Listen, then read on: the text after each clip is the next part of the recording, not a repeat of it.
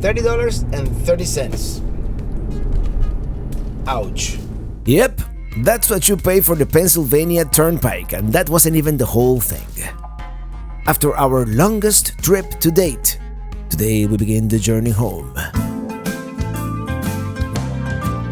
I'm riding in my RV, wherever I want to be, 'cause I'm free in my RV.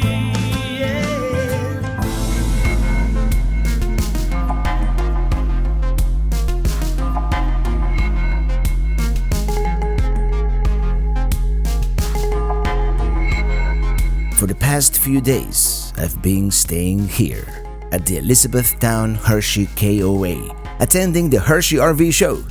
We even had a meetup on Thursday and my customary live stream on Friday with a special guest. Hello everybody, Red Jaguar is in the house. How's everyone? Hold on. Let me remove the chat here so we can see you. Boom. There you go. And the microphone. You just came back from the show. Yes, and I really enjoyed it. If I only had enough money.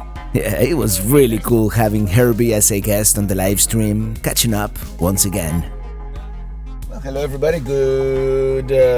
It's almost afternoon actually. It's 11:35, and I've been here in the central Pennsylvania area for a few days, but we haven't done any touristy things because I've been covering the Hershey RV show, and you probably saw those videos in my channel here months ago. But today we're gonna do some touristy stuff around the area here in central Pennsylvania, namely Lancaster. Let's go to Lancaster. I've heard so many things. Staying here, by the way, at the KOA, Elizabethtown Hershey KOA, which is the closest spot I could find to the Hershey RV show. And I skipped breakfast for the reason we're gonna eat some Amish food. That's the idea, right? As I said, it was so great seeing Herbie and his wife Mary again, and Mike and Heidi, RV Daydream, and everybody else at the meetup and at the RV show. Really too many to mention here. You know who you are, but there's no video of none of that. I guess what happens in Hershey stays in Hershey. Today, I want to go out and explore the area a little bit, maybe around Lancaster, because tomorrow we start heading south. It's a very cute town, Elizabethtown here. It's almost tempting to stay here and have lunch here, but... Continue for 2 miles. Yes, I had great ambitious plans for this area. Centralia, Harrisburg. There's so much to see around here, but I decided to focus on the RV show instead. Today, I'm just gonna settle for the Lancaster area, and tomorrow we'll start heading south. Covered bridge. I'm gonna go check it out on my way back. And look, a buggy.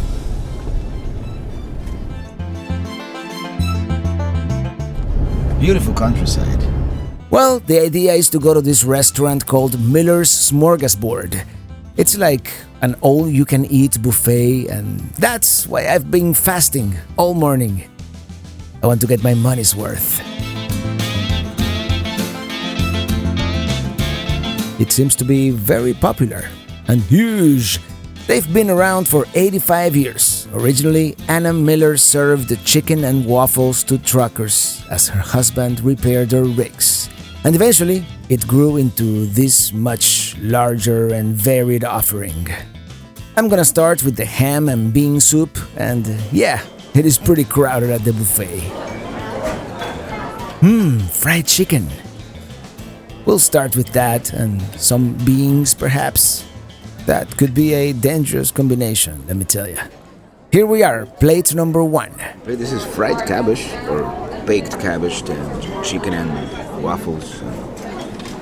Discovered the Swedish meatballs, and now they have drumsticks, which I like much better. Shrimp salad and mushrooms. It's really good.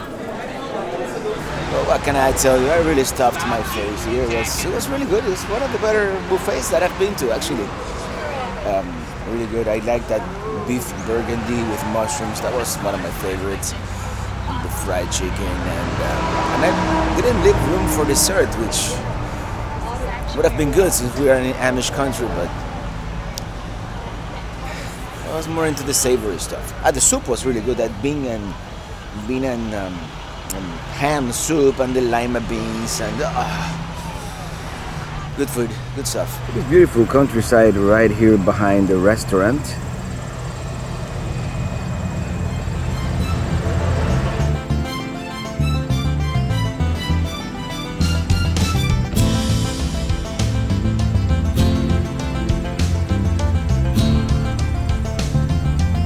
What is our destination? Your destination is historic Lancaster walking tour. Well, we may not do the walking tour, but it seemed like a good location to start our own walking tour. By the way, what my body really wants is to take a nap right now after that scrumptious meal, which was $33 for the buffet and buffet. No, it's called a what do they call it? For the buffet and an IPA. I had a Troig's IPA because that's the one that they had. They had a beer flight too, but you know what I don't like about beer flights sometimes is that I already know what I like. So I know that half of the beers on the flight I am not gonna like. Although maybe I should be open to new stuff. Turn right onto US 30 West. So that was Miller's Real Good Food.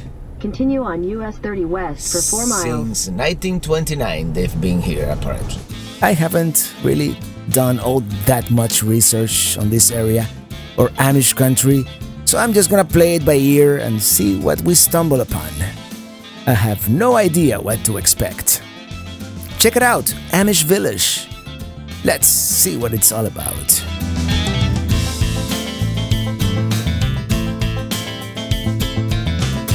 Lots of people here, and apparently they do like guided tours.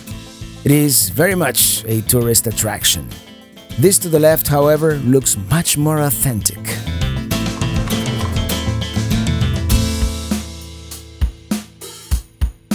Tell you what, I'm just gonna drive around for now, slowly approaching Lancaster.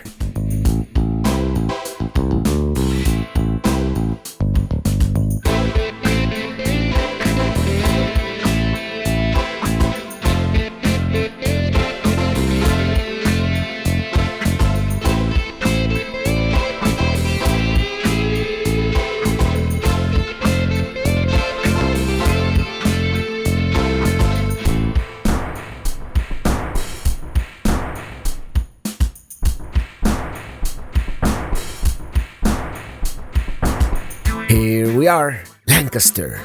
Not at all what I was expecting, and I think we're lost, just roaming around these residential streets. Let's just say it is much more densely populated than I thought. It definitely has that northeastern big city feel, if there is such a thing.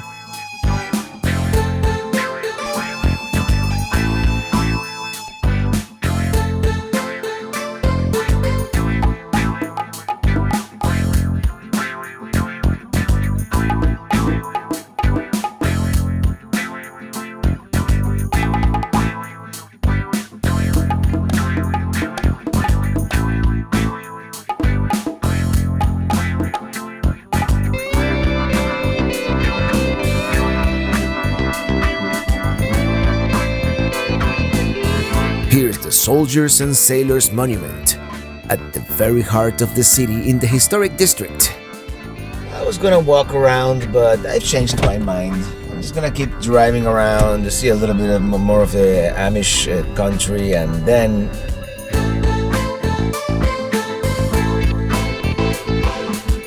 it is a bustling city. I thought it was, for some reason, I was expecting more of a small town kind of vibe, but it is a bustling city, Lancaster. Some beautiful architecture here, actually. It caught me by surprise. It was the state capital for a few years, and even the capital of the United States for one day during the Revolutionary War. If you ask me, it almost feels like a mini Philadelphia, kind of, sort of. Check out all these identical little pretty houses.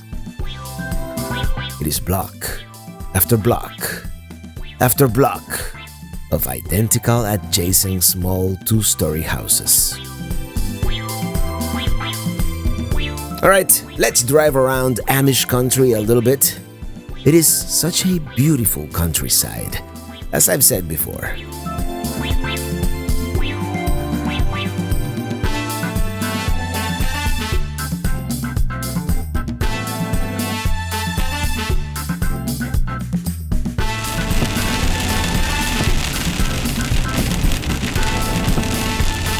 Rain, rain, go away. Yeah, the weather doesn't always cooperate.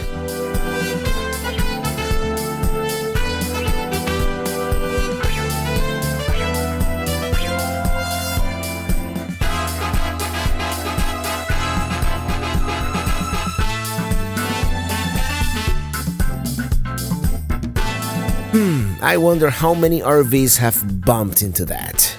Very important to have an RV-specific GPS in this area. Cool, a one-lane covered bridge.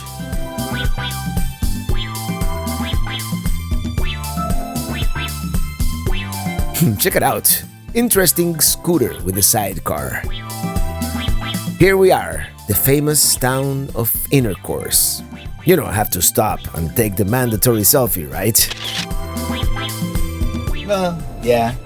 I kind of had to do it, right? It's a thing. Intercourse, Pennsylvania. Here we are.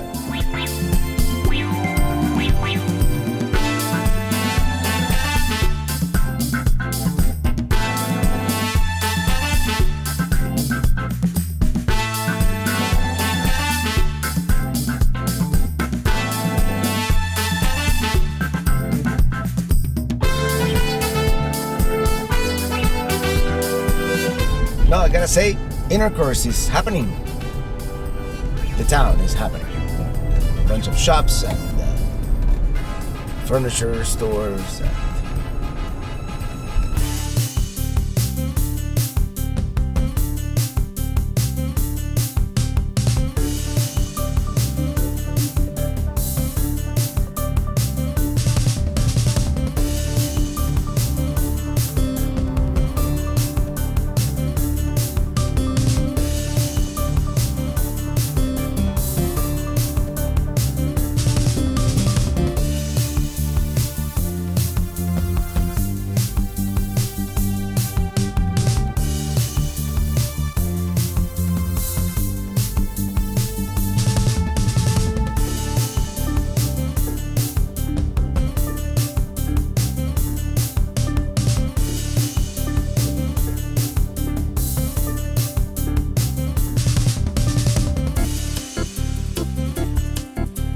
Well, we're gonna save something for tomorrow as we start the long trip back home to South Florida.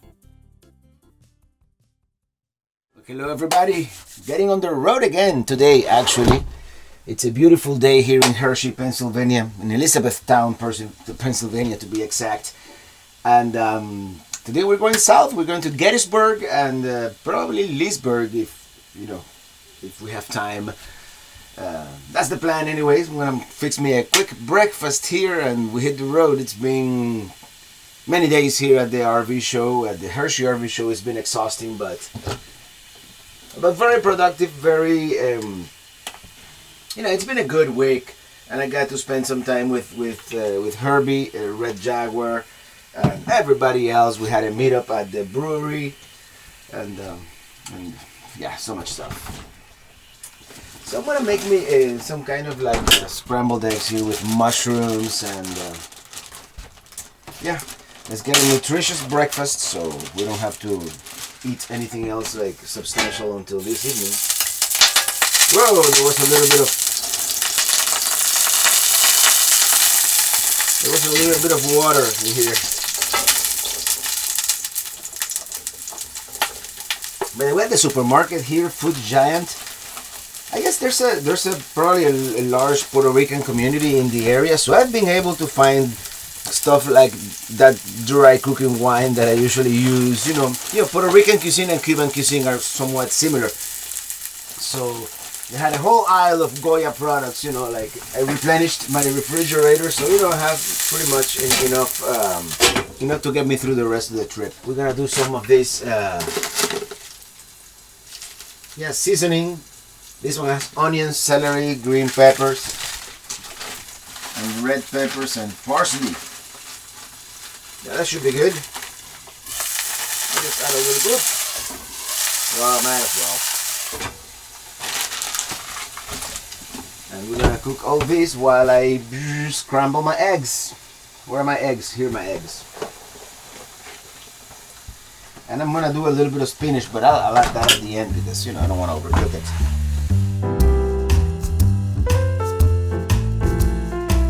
And it's amazing sometimes how hard it is to find certain types of food around the country. And in most of the United States, when you go to that aisle called Hispanic foods, most of the time it basically means mostly Mexican food, and it's hard to find like Caribbean, Hispanic Caribbean stuff like what you would use in Cuban, Dominican, and Puerto Rican food, which are similar cuisines.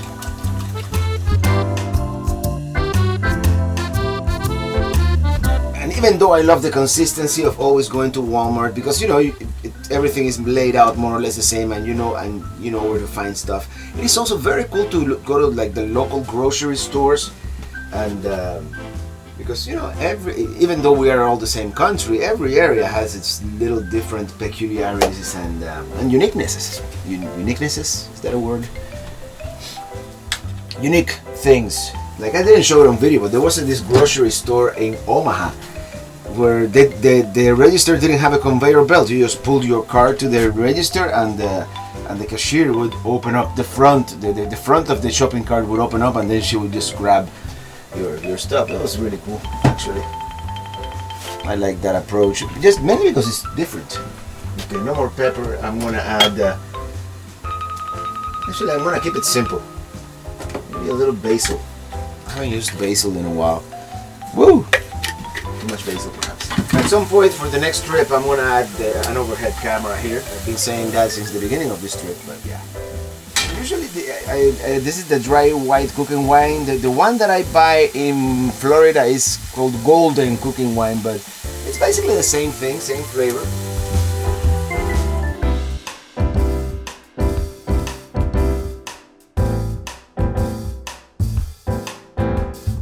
Well, breakfast is ready.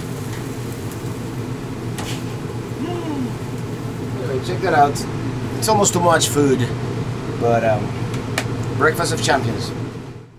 I hope I'm not leaving anything behind. On the road again. We are leaving. It's been a fun week here at the RV show in Hershey, Pennsylvania, and you're gonna see this 4 months after the fact. But I'm sorry that some people, were hoping to see me on Saturday, and I didn't go to the RV show on Saturday. But we'll be back next year. Maybe we'll be back next year. I don't know. I'm kind of RV showed out at this point. I know I'm gonna go to the Tampa show in January. Oh, Minitini feels heavy. Well, my holding tanks are full, and my freshwater tank is full too. So this is the heaviest, as heavy as it gets. But not for long, because here we are at the dump station, and there's a line. In 1,000 feet, turn right onto Turnpike Road. This guy just left. Perfect timing. Hopefully he left it clean.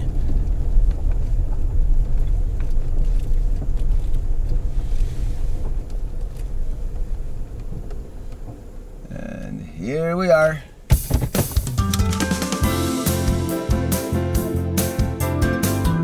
Such a beautiful area, even more so on a perfect weather day like today.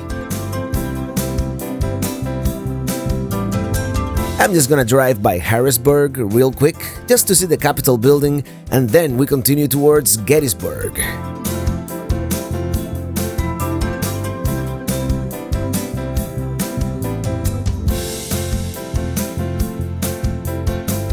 Boy, am I glad I'm only 10 feet tall. Very pretty architecture here. And there we have it, the Pennsylvania state capitol. It was originally in Philadelphia, then the seat of the government was moved to Lancaster in 1799, and finally here in 1812. It is a pretty impressive building, as most of them are. This one is often called a palace of art because of the many sculptures, murals, and stained glass windows. Let's continue towards Gettysburg. I want to visit the battlefield where the decisive Battle of Gettysburg was fought, considered the turning point in the American Civil War. They do have plenty of oversized parking here. Alright, let's see how this works. I am under the impression that it is a huge park, so let's see.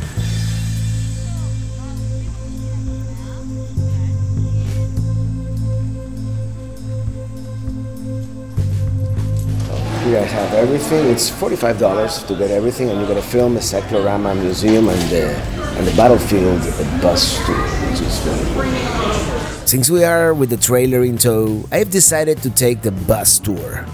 Let's begin with the museum, since I have to wait for the cyclorama presentation and then for the bus tour.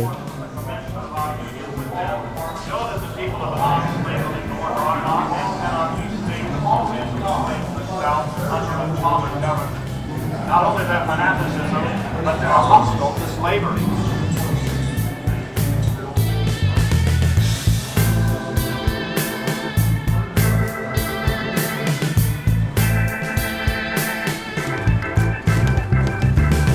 Let's go see the cyclorama. They wouldn't let me film during the presentation, which was basically narration over sound effects and projections over this 360-degree painting of the battle, a work by French artist Paul-Dominique Philippotot. It is very well presented, as most National Park Service properties are. The only thing, they didn't allow video in there, so I couldn't show it to you, but it was nice. Let's see the rest of the museum, and then we'll hop on the bus. It is very well presented, very informative.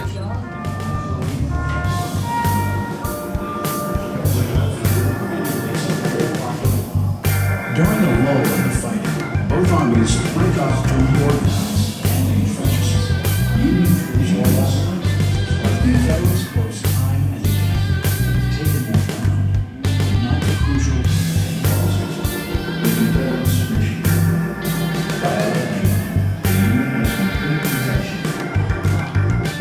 Now, the Confederate colonies continues on. It is time to get on the bus. It should be about 2 hours, and then I'm heading down to Leesburg to meet up with Robert and Vicky at Cuatro Gumbas Brewery and Winery, the Harvest Host's location where we're gonna spend the night. A white figure about 100 yards out, looking closely over these cannon right through here.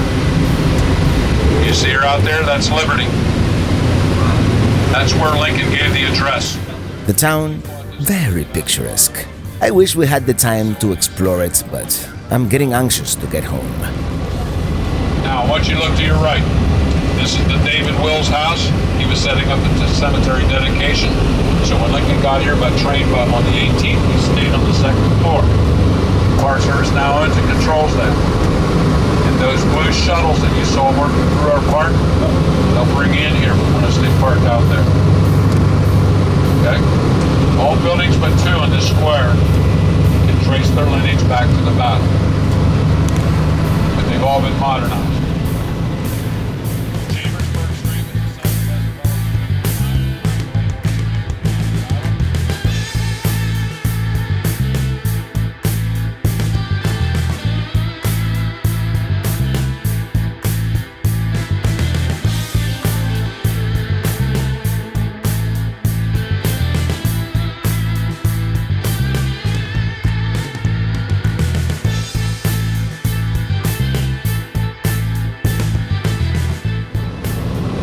the gentlemen, these are the kinds of fences that the farmers would have had at the time. The fence on your right is called worm fence. It sits totally atop the ground. The one on your left is called post and rail. I want you to look at the horse memorial on your right. This is honoring Major General John Reynolds. He is the first Corps commander at Gettysburg, and the 2 race feet of his horse means he was killed here. The man who opens the battle for the Union, holding and blocking this road, is standing. This is Cavalry Officer John Buford. I always thought it was kind of strange. The cavalry officer is standing, and the infantry officer is on horse. Let's take a break. And yeah, the whole battlefield is dotted with monuments and statues and memorials. During the 2 hours plus that the tour lasts, we're gonna get a plethora of information and historical data that would be nearly impossible to convey here.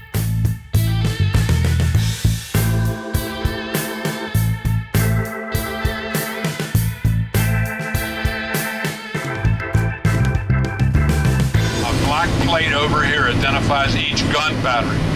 There were 4 guns to a battery. The black-barreled guns are rifled. They had a range of 2 miles.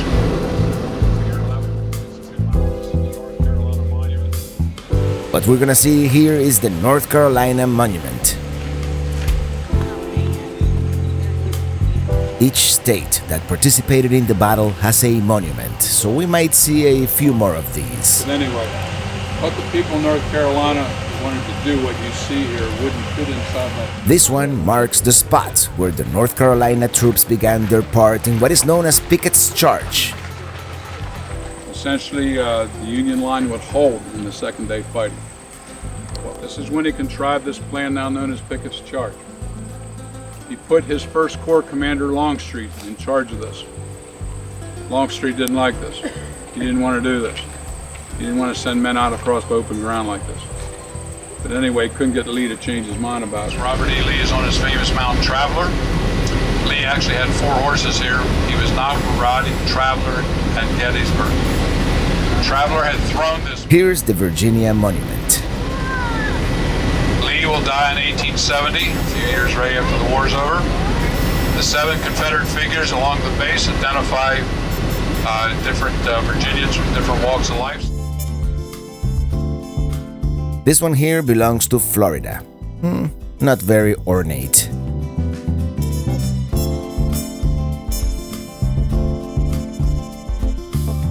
There's President Eisenhower's Gettysburg home and farm, a National Historic Site as well, and that's another tour we could have taken. Well, like the other land. But nevertheless, when they got out of the White House, his health was declining. Such a beautiful area here. Let's go for a little hike to Little Round Top. The battle that happened here was one of the most well-known actions at Gettysburg, and the entire war, actually. This would have been General Warren here, overlooking the battlefield. I imagine he had a pretty commanding view. He likes that as high ground better. So Sickles will move 10,000 men forward. The right end of his line is on that red barn to the peach orchard at the end of this road, which is 2 tree lines over. Those rocks down there are known as Devil's Den. The biggest monument, of course, has to belong to Pennsylvania, where the battle happened. Makes sense.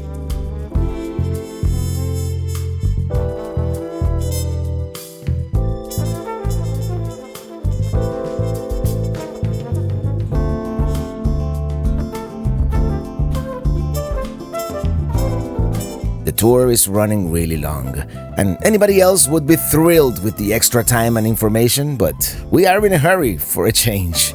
It is about an hour and a half to Cuatro Goombas, and we have to arrive before they close.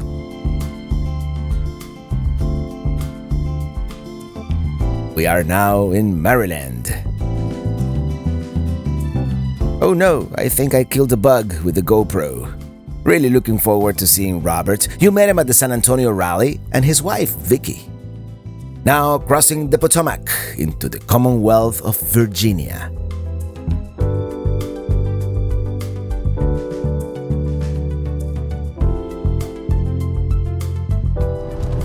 Welcome to Virginia. Oh, thank you, Google lady. Well, here we are, Cuatro Gumbas Winery and Brewery. They have a brewery, they have a winery, they have pizza. It's a very nice place, and well, this is not the most attractive site. Beautiful property here. I'm gonna show you right now. So here you go. They have winery, brewery, pizzeria, sandwiches. Very nice. And I think we're sitting over here.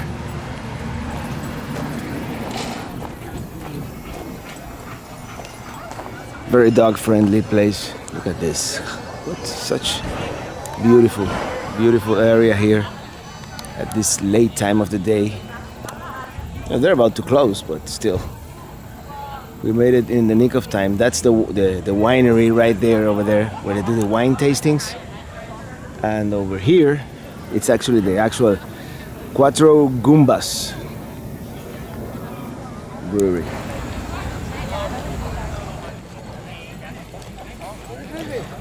And it looks like the pizza has arrived. Yes, sir. Robert and Vicky? That looks good, man. We hung out outside Minitini, catching up until the sun went down and the mosquitoes came up. Till we meet again, friends.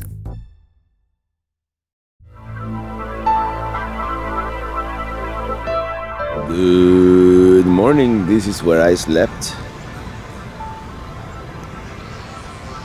Check out the moon. All right, everybody. Let's get this show on the road here. By the way, slept really well last night here at the Cuatro Gumbas. I only woke up once in the middle of the night, and that was to turn off the fantastic vent and close the window because, you know, it got, I wouldn't say chilly. It got down to the low 60s. But you know, it was starting to go. It's early actually. It's only 8 a.m. today.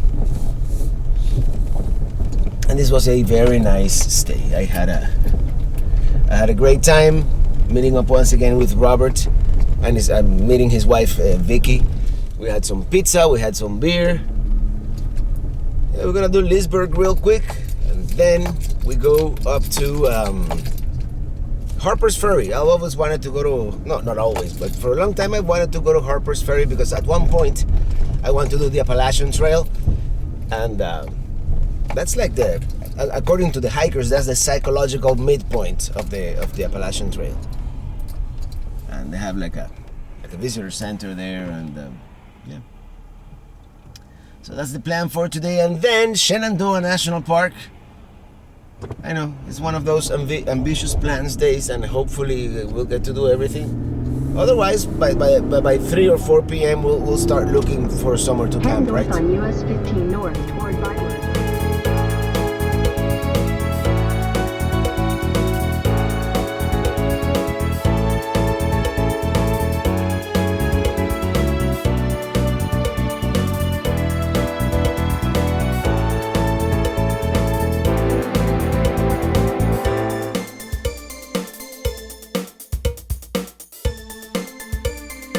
Here we are, Leesburg, Virginia. Let's stop real quick here at the Safeway. I wonder if I could just park here at the Safeway. It's completely empty. If I could park here for a couple of hours. I actually need to buy some stuff. Well, I asked if I could stay, for about an hour or so while I went to the town and just to see it. And they say, sure, okay, no problem. So that's what I'm gonna do. So thank you, Safeway. And I also needed some ham and cheese and salami and stuff like that because I have a lot of bread but nothing to put inside that bread to make me a sandwich if I really need to do like a quick lunch. So it's about a half a mile to the center of town, so that's where we're going. Leesburg, by the way, a very historic city, founded in 1758. Robert was telling me that from time to time residents will still find artifacts from the Civil War in their backyards, which would make sense since the city changed hands several times during the conflict. Earlier, during the War of 1812, Leesburg served as a temporary haven for the United States government and its archives, including the Declaration of Independence, the U.S. Constitution, and portraits of early American leaders like Ben Franklin. But I've only been here for about 15 minutes and I've seen 3 breweries, so looks like this might be a fun town, at the appropriate time. It's 9 a.m. in the morning. I'm gonna go to the Visitors Information Center and get a map or something, and then we'll just walk around downtown for about an hour or so. That's all I want to do here today.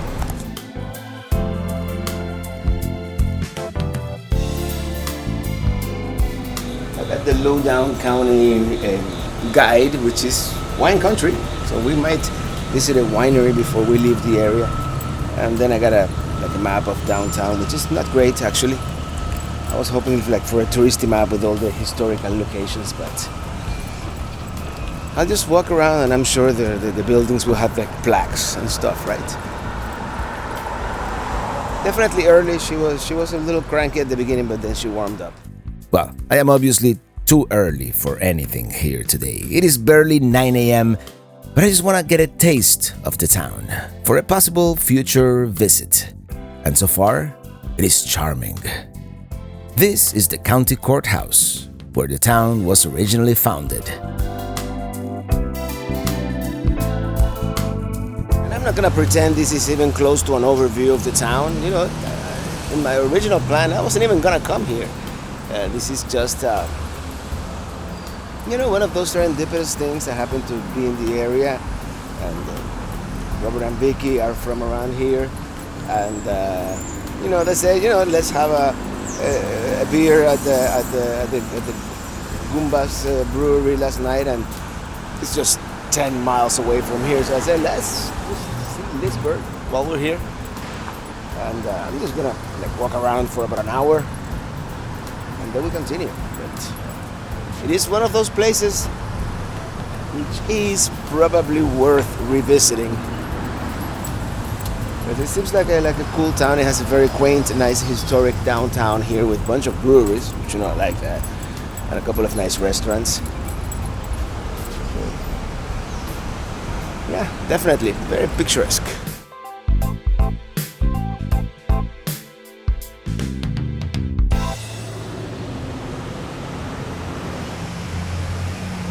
Here's once again the courthouse and the post office. And I really wish I could linger, and in theory I could, but it's been such a long trip, and I want to get back home. Leesburg is definitely going on that list of places to revisit.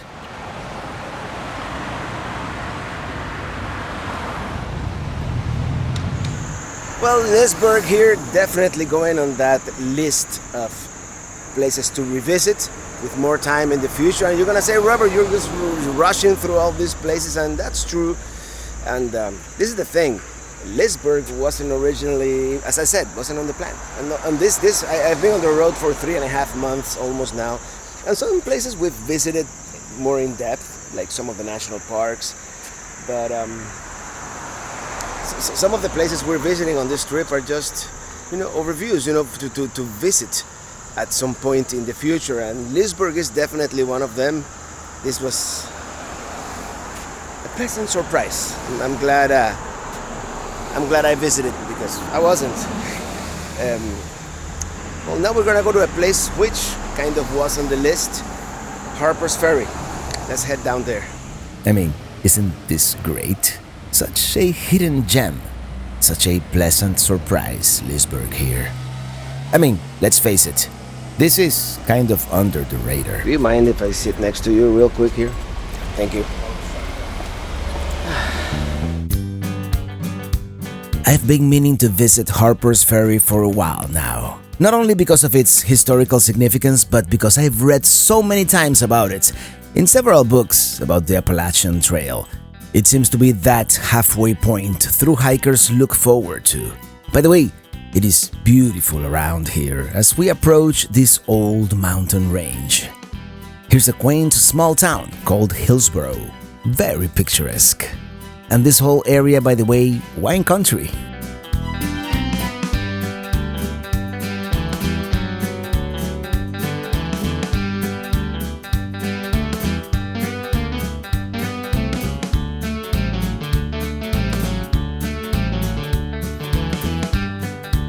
As we are about to cross the Shenandoah River, we are now in West Virginia.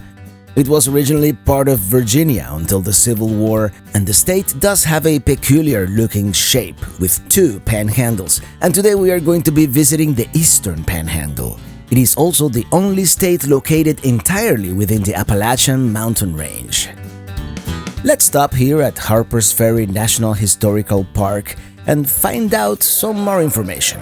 There's a raised relief map, as expected. It is part of the National Park Service after all. Well, just stopped by the visitor center. Very nice as they usually are. They're a little crowded today. They're a little understaffed, but got some information. Got my maps. We're gonna walk the trail to the lower town. We're gonna do a little bit of the Appalachian Trail. See the Conservancy Visitor Center for the Appalachian Trail. And it was a good idea to park here, but because it would not be a good idea to go into town with the trailer in tow. And then, later in the afternoon, we'll look for somewhere to camp. There's a KOA here nearby. It's a little pricey, but if nothing else, I'll stay there. I could use full hookups. All right, this is one of those instances in which I would like to have an oven, but I think this will do. I'm just gonna reheat a little bit of pizza and then we'll do the trail. This is what we're gonna do. So we are here and we're gonna take this trail from the visitor center, and this would continue to take me to lower town, but I'm not gonna do that one. I'm going to go up into the Appalachian Trail, or Appalachian Trail. Go to the Appalachian Trail Visitor Center and then continue and maybe cross this bridge into that would be Virginia. This is the Shenandoah River, this is the Potomac, and that's where they meet, and this is probably gonna be a cool area to visit for sure. Strenuous, huh? Take a look at the colors on those trees. Pretty soon they are all going to be that way, and I'm going to miss them. We haven't done any hiking in a while, so this should be fun. Just another walk in the woods.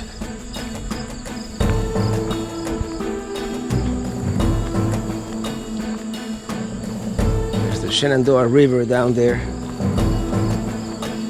Down there. We'll be able to see it better very soon. Very easy, very well maintained trail so far. It's been mostly downhill too.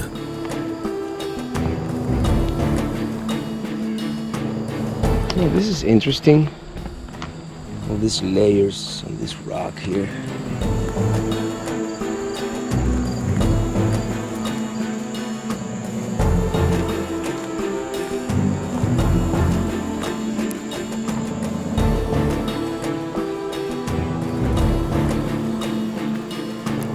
Lower town, 1.2 miles still, going that way. They do have a shuttle service if you don't feel like doing the 1.6 mile hike.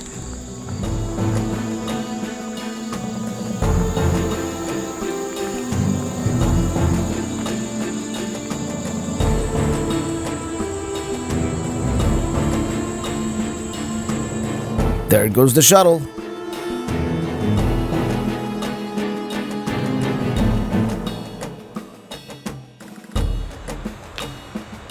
Wouldn't it be cool if a train just went by now? We're gonna do a quick detour and see the river.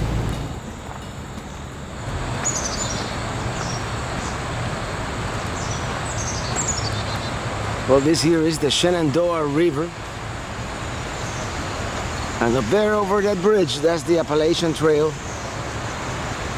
Coming from Virginia into West Virginia here. In fact, we went over that bridge on our way here.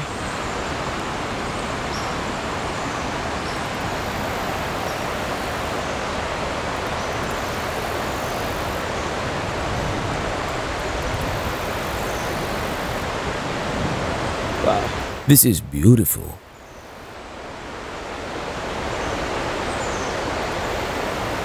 Very, very beautiful, the Shenandoah River here. Now let's see if we can go up to the AT.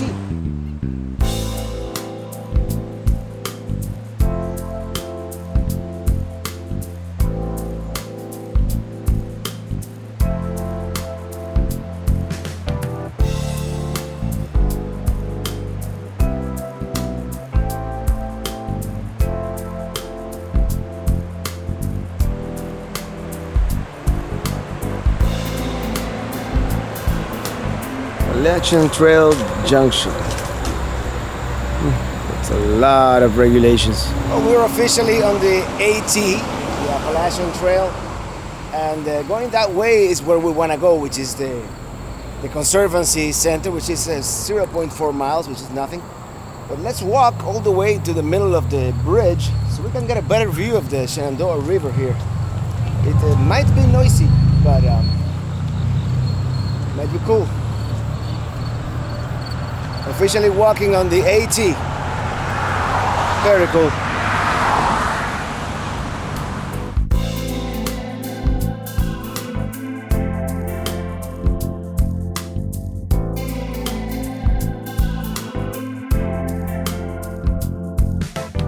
Alright, I'm gonna start heading back towards Harpers Ferry.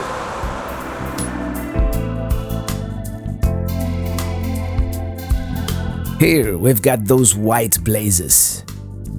Oh joy, it's gonna be mostly uphill now.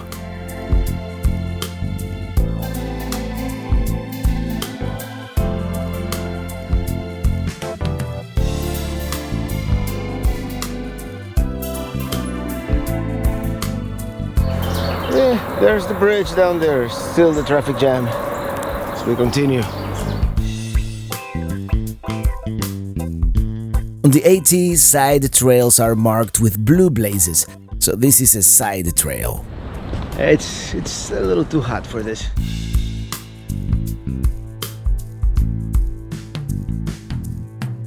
Blue blaze, so we are on the right track. Well, welcome to Harpers Ferry.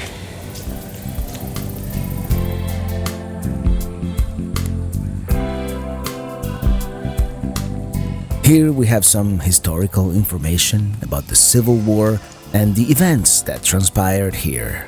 There's even a "You Are Here" dot. So I guess apparently this right here was the border between the north and the south. How about that?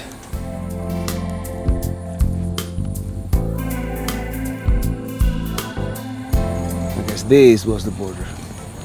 Yeah, I guess I was confused a few seconds ago because of the position of the sun. So south is that way, north is this way. So this, I guess, would have been the border between the Confederate States of America and the United States of America.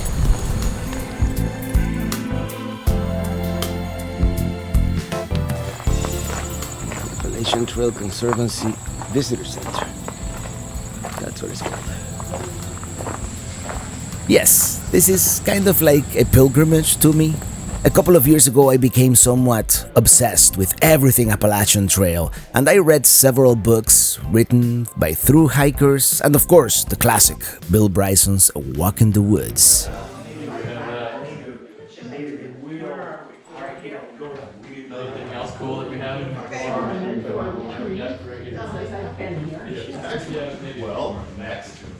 Well, got me some AT souvenirs because that's what you do, right? If you're here, and now let's go. Let's go to the lower town or that the historic area down there, and then we're gonna do another little section of the Appalachian Trail. By the way, this whole week and through the weekend is supposed to be. I mean, they were talking about it in there. Perfect AT weather.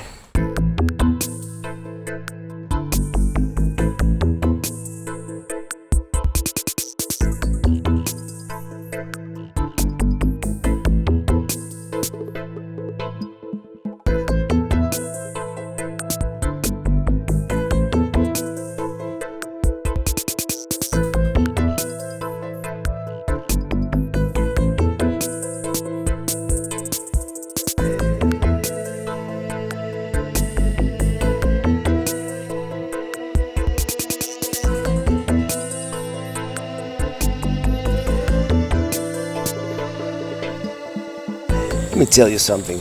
This is a very photogenic town, Harpers Ferry. It's almost impossible to take a bad picture. It's one of those places, and we've been to a few of those along this trip, for sure.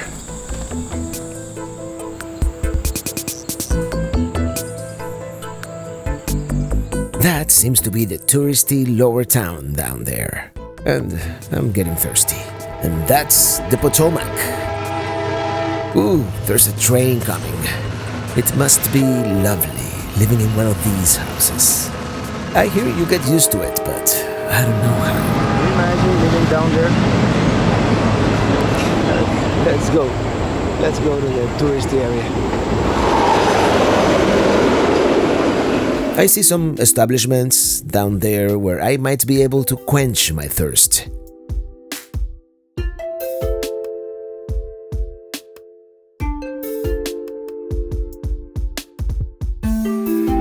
It might be a little early. Rabbit hole. Let's check it out. Yeah, they had me at craft beer.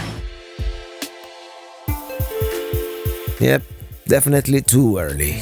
Yes, craft on tap. That's what I'm going for. And I am the only one here. It seems very nice. And I found my wine. Probably a long-lost relative of mine.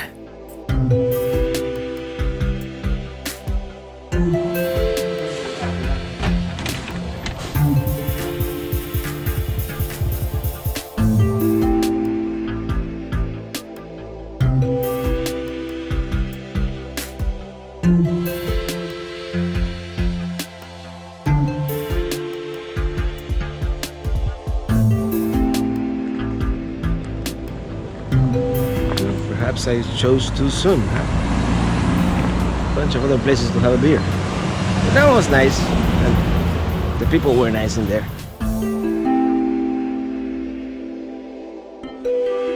Let's go up these stone steps.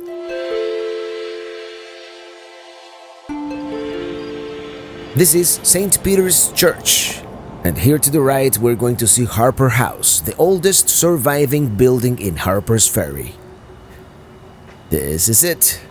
Let's see if we can go inside the church. Listen to that creaky wood.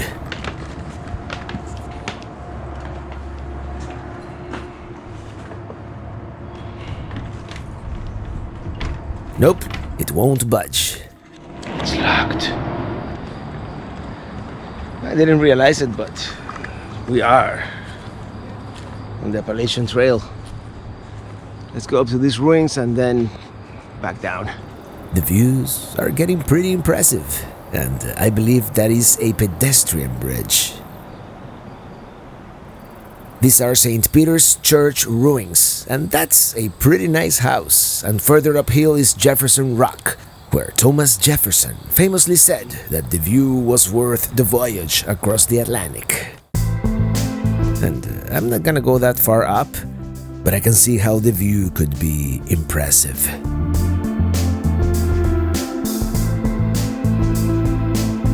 Oh, that's interesting. A pickup truck going on reverse on the railroad tracks. I had never seen anything like that before. Apparently, Harper House is open, so let's go inside. They have it furnished as it would have looked in the mid-1800s, perhaps, the time period in which Abraham Lincoln appointed Supreme Court Justice Noah Swain lived here.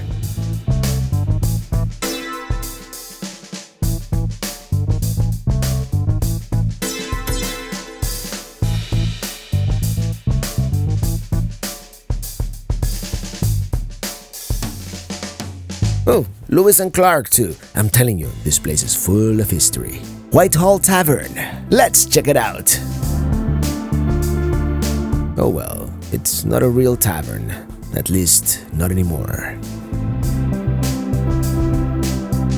This is such a cool town. Let's go back on the Appalachian Trail, which in this segment goes on the old railroad bridge, right here at the confluence of the Potomac and the Shenandoah. This is a very special place where 3 national trails meet going over the bridge. Let's do them! And that's not exactly the halfway point of the AT, but it is pretty close considering it is such a long trail. These are the ruins of the B&O Railroad Bridge, spanning the border between the Confederacy and the Union. It was built and destroyed 9 times during the Civil War, 4 times by war, 5 times by floods.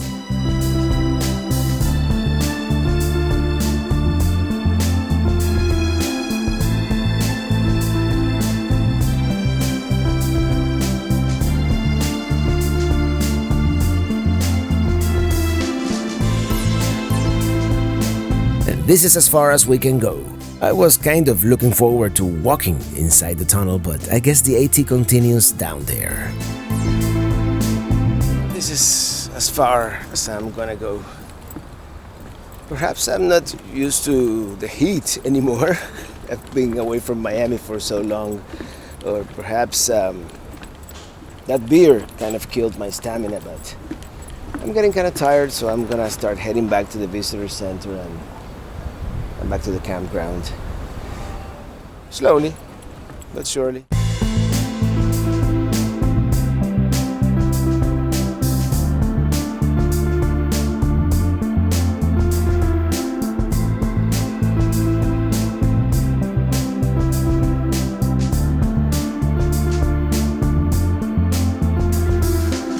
Ooh, coffee shop. I could really use an espresso.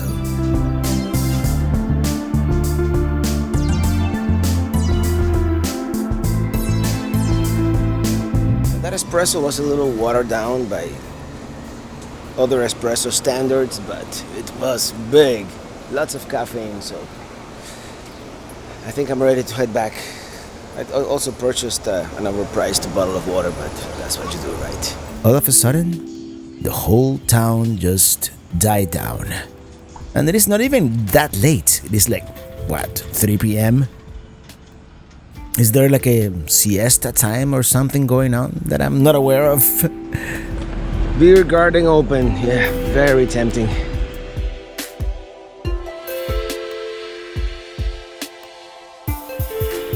Oh, there's no one there. There seems to be this trail right next to the Shenandoah River. The Potomac, right here. Shenandoah. Over here. And I guess they both become the Potomac. Check it out, the monarch butterflies. It is very beautiful here. Definitely worth the voyage across the continent.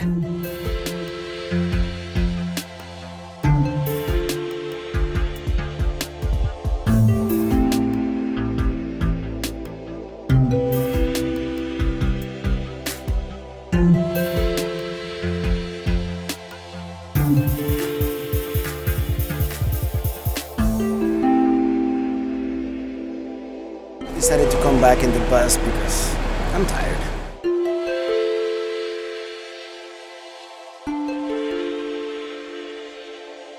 So it is straight and then to the left, site 189.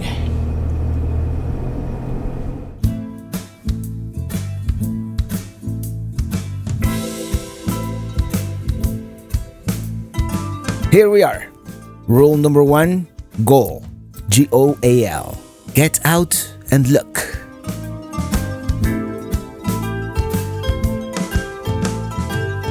After I clear these 3, I have to go this way. And by the way, quick rule of thumb when you're backing in your trailer, if you want the trailer to go that way, the bottom of the steering wheel should go that way. It's a good way to remember, you know, that when you're backing up the trailer, everything is backwards. Very nice campground here, the KOA. KOA is A-OK, man. And apparently this one is in the middle of a battlefield here. It does have that battlefield, you know, like these ridges that you would use. Oh, look at that. I have a neighbor.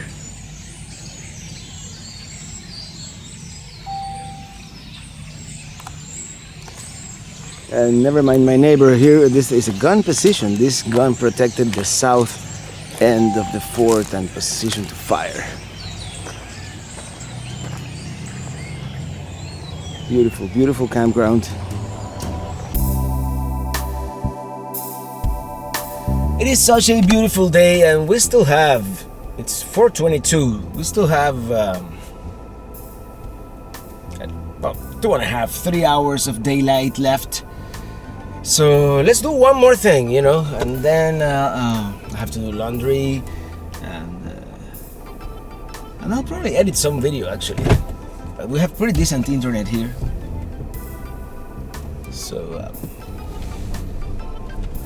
let's go to this overlook. It's supposed to be a nice view. The Bolivar battle happened here. It's a Bolivar Ridge or something like that. Whoa, hey, what is our destination?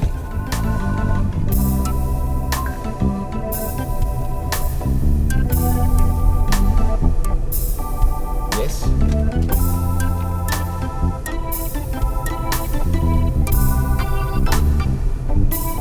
Alright, let me know if she says anything. I'm gonna have some trash.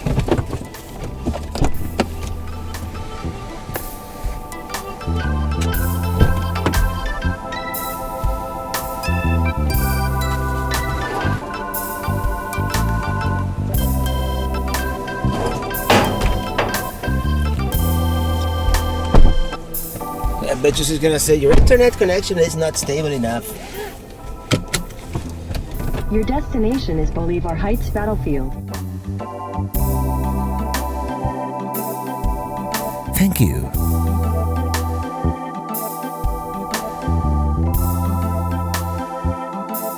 Here we are.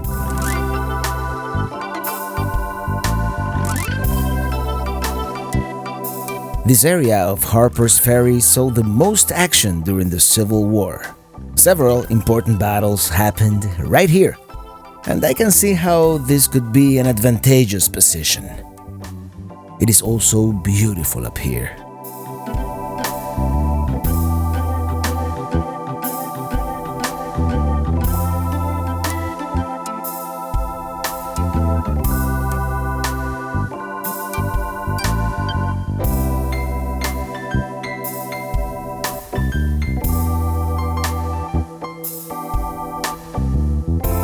With this, we're going to end our day here in Harpers Ferry, West Virginia. Good morning. Look who came to visit this morning.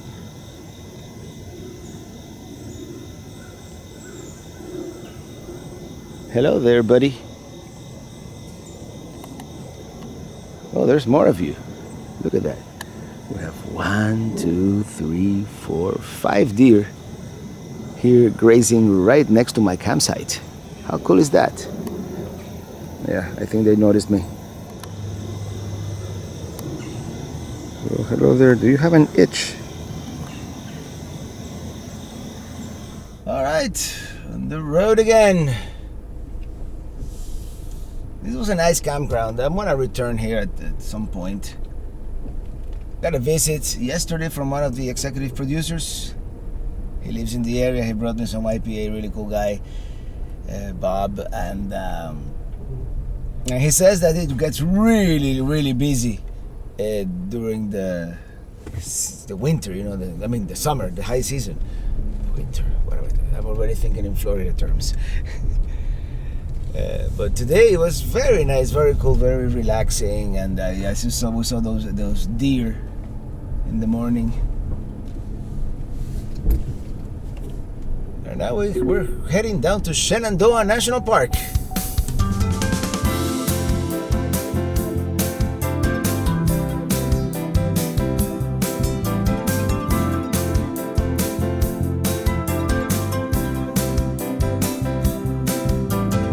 I can see the mountains.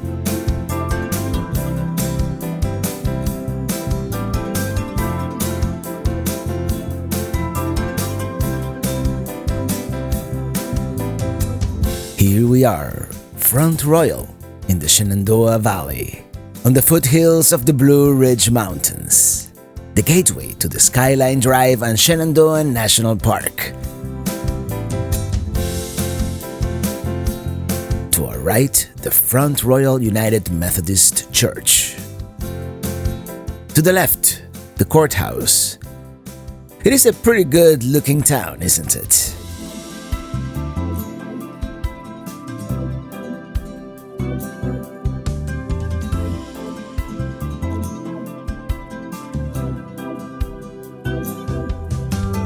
Here we are, Shenandoah National Park. Let's take the requisite picture, huh? I gotta start doing this at every national park. It would make for a very cool collage. Entrance to the park would normally be $30 per vehicle, but I've got my America the Beautiful annual pass. Best investment you can make if you plan to visit many national parks like I've been doing.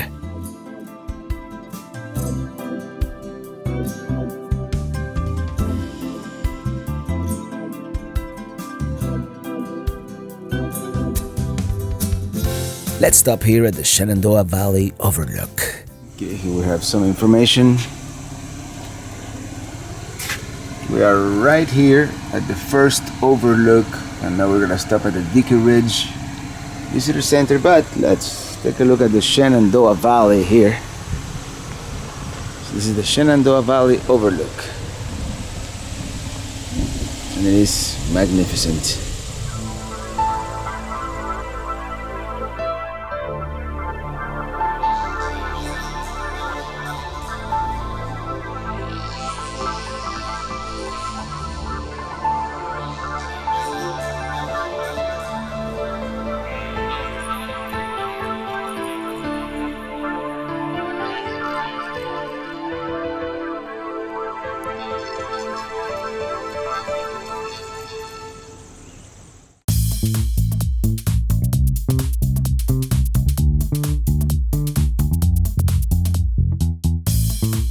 Up and up we go.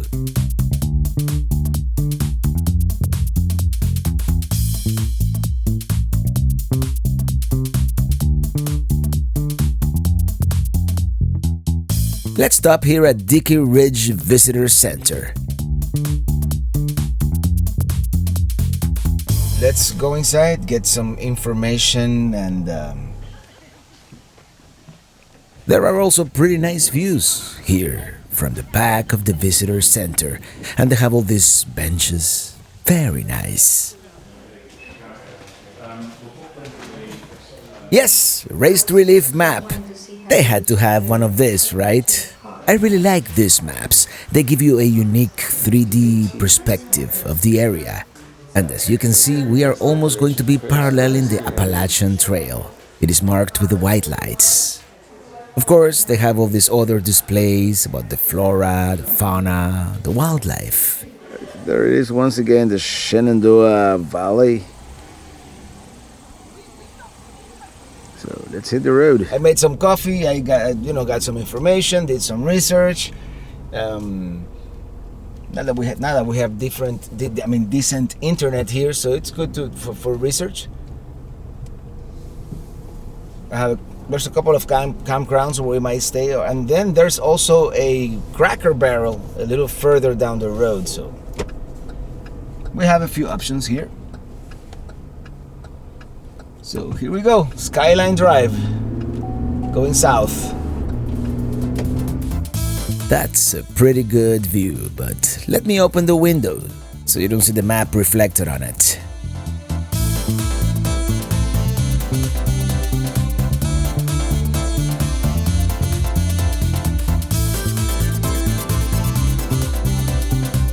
Let me tell you, I wish it was a clear sunny day. So many of these overlooks. Ooh, we've got ourselves a hitchhiker. Look at this bug hanging on for dear life.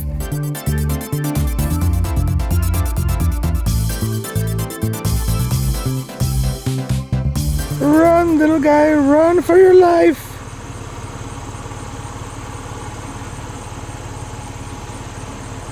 In any case, I think these are called the Hogwallow Flats Overlook.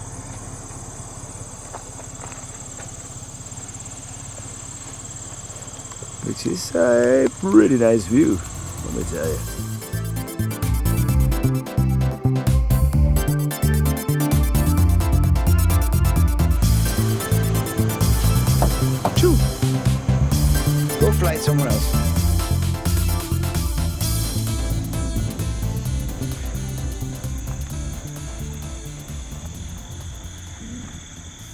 Let's see the view from this side. Yeah, it is a bit too hazy. That would be a very nice view on a clear day.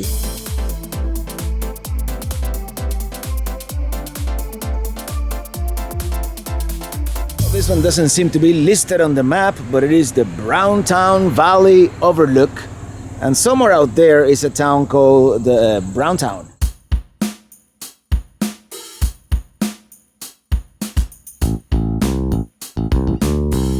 You can tell these signs are brand new. I guess they put them brand new for the season because they're very colorful.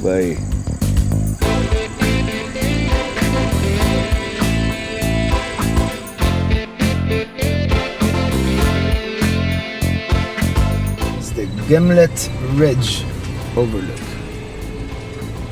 One thing, it's impossible not to compare this, the Skyline Drive, with the Blue Ridge Parkway that I've done before. Not the whole thing, but a section of it.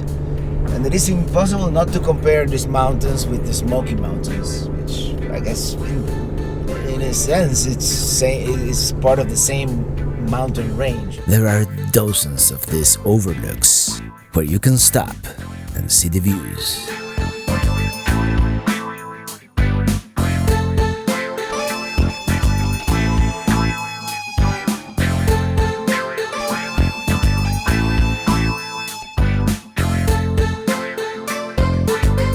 There is our tunnel over there that we just came through, and here's the overlook, an overcast overlook.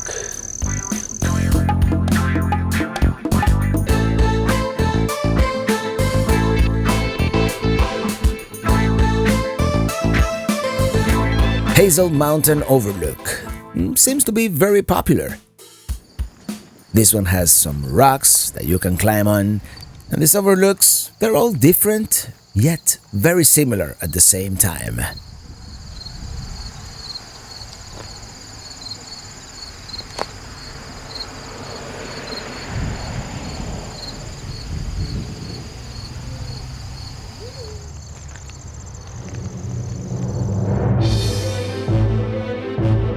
We are going to continue gaining elevation, going into the clouds.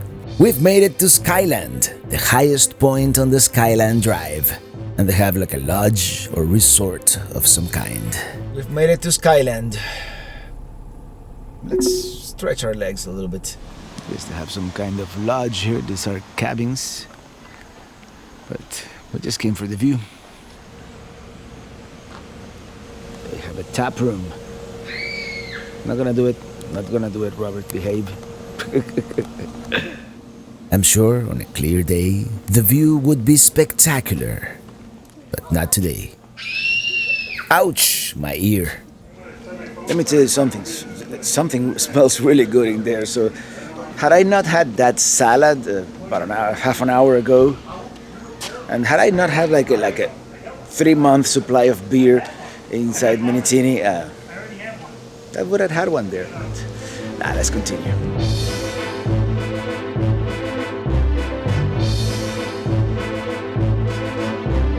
This is called the Timber Hollow Overlook.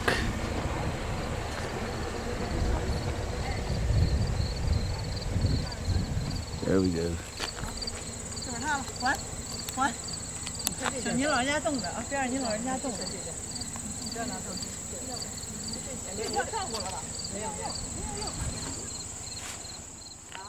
Oh wow, so many bugs.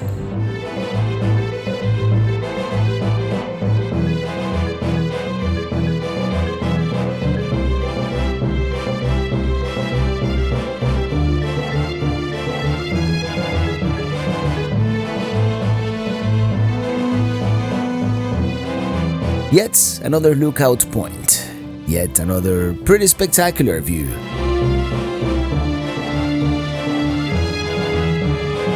There's a trail here that I might want to do, but there's no RV parking at the trailhead. This is called Big Meadows, and there's a visitor center. It is called Harrisburg Senior Visitor Center. It should be about half a mile to that trailhead parking lot, and then I have no idea how long the trail is, but it's good to stretch your legs once in a while on a long drive like this, so that's what we're gonna do. It's almost 4 p.m. though, so I don't want to spend like 3 hours doing that. If it is like a half a mile hike, I'll do it. If it is much more than that, I won't. Well, I went into the visitor center. I was going in the wrong direction, by the way. It turns out it should be about half a mile from here to that trailhead. There's a trail here called the Story of the Forest. And then it's like, what did he say, 1.25 miles to the falls. Round trip. Almost 1.5 mile round trip. So 1 hour 25 hiking time. Plus half an hour going there, 2 hours. Yeah, we can do it. Just another walk in the woods. The idea is to hike to a nearby waterfall called Dark Hollow Falls.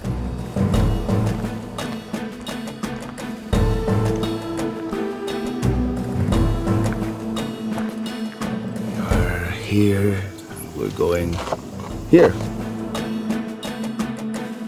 Well, people coming back don't seem too fatigued, so it must not be that bad. It's beautiful out here. A little chilly, actually. I had to put on my hoodie. I mean, it's not chill. It's in the low 60s, but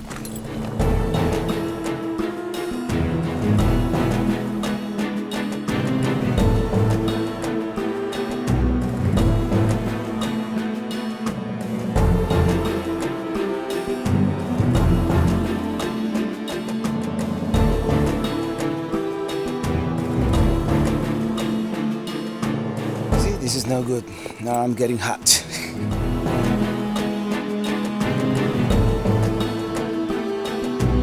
Getting close.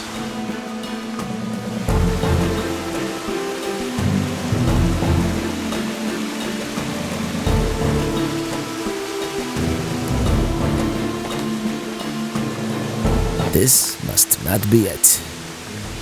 If it is, I'll be disappointed. Okay, there's more. So down and down we go.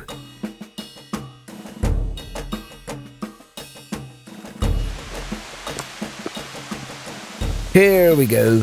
This is more like it.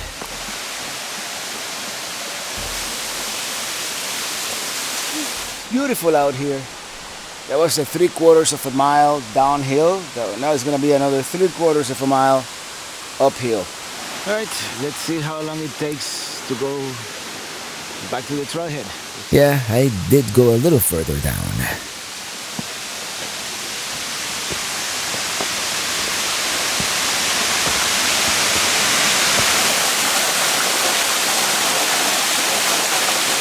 Hey, there's people hiking all the way up there.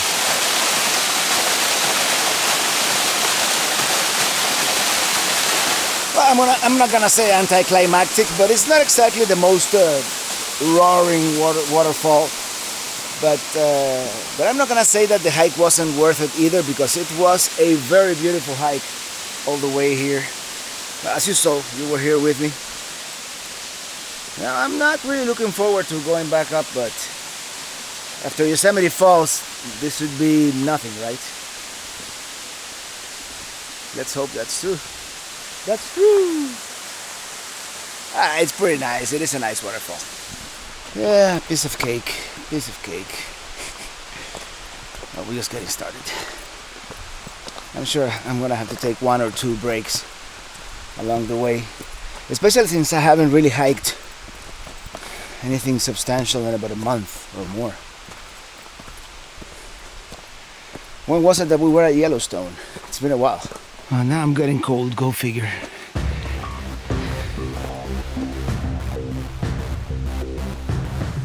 That looks like a dangerous hike.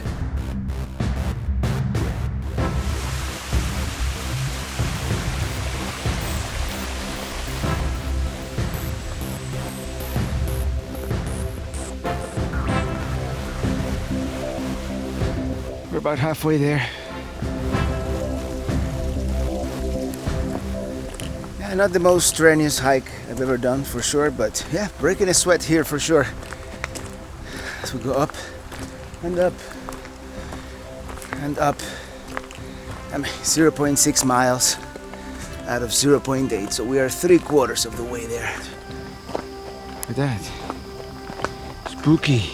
Ooh, an unmarked fork on the road. I'm pretty sure I came that way.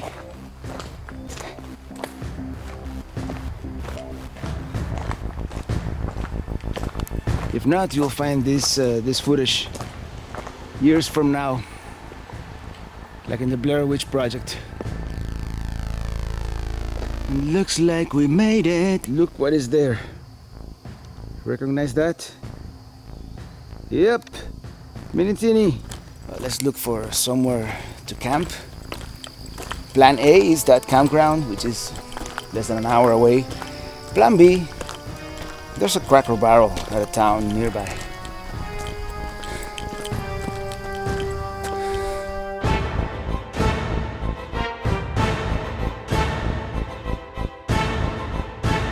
Yeah, I think we've had enough fun for one day. Still gonna stop here and there for the views, but I'm tired.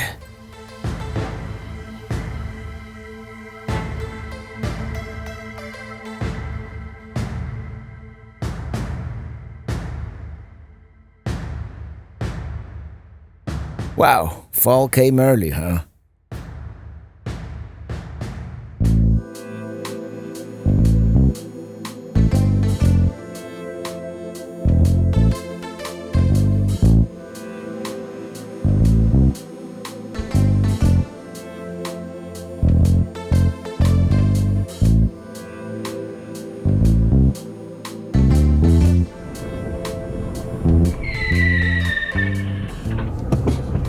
Yep, I knew you were gonna do that.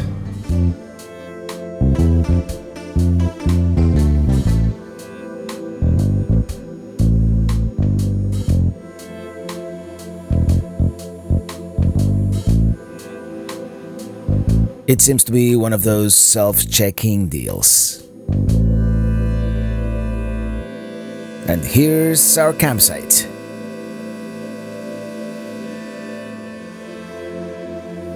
I'm going to move, actually.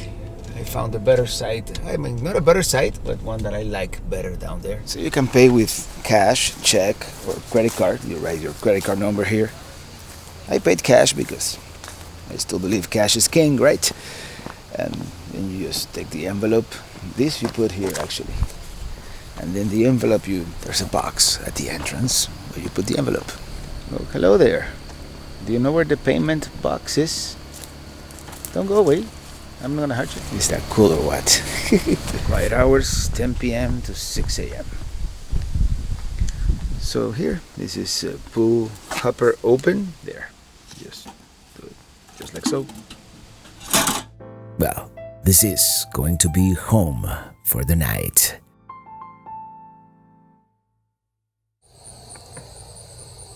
Well, good morning, everybody. It is a gorgeous morning here at the campground.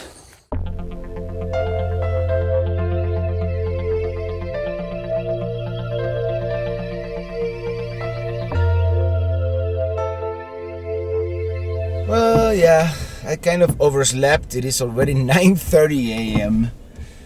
But you know what? I've been tired lately. In fact, some people have commented on some of the videos that I've posted if I'm feeling sick, if I'm feeling... And I'm not feeling sick. I don't have any new pains or aches or anything like that. But I've been tired. It's been a long trip. I guess at some point it starts catching up. Destination by 10:16 a.m. The way I put as my destination is the northern entrance to the Blue Ridge Parkway, which is basically the continuation of the Skyline Drive, right? Keep right. What? Keep right. I'm in the middle of a campground. We're not gonna do the whole Blue Ridge Parkway, of course, but we'll do most of the day, and then I'll take a detour, and maybe we'll make it to Charlotte. Maybe we won't. But by Friday, which is the day after tomorrow, we are going to be in Ackworth, which is just north of Atlanta, about an hour north of Atlanta.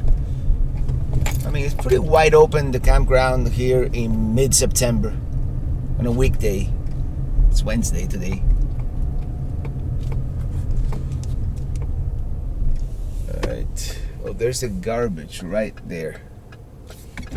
Let me throw away the garbage real quick.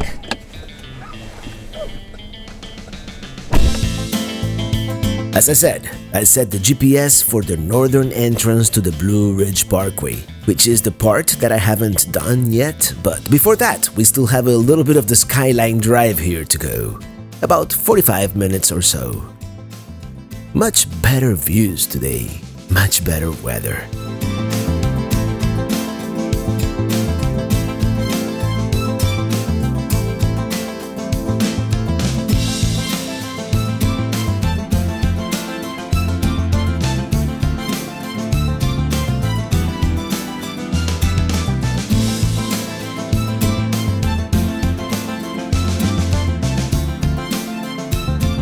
And we are above the clouds.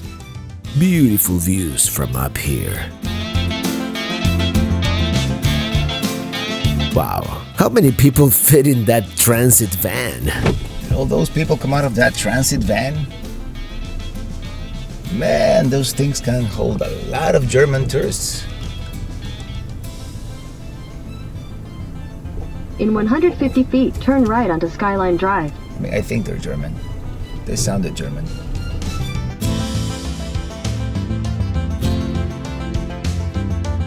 Yeah, there's the black Toyota once again going just below the speed limit.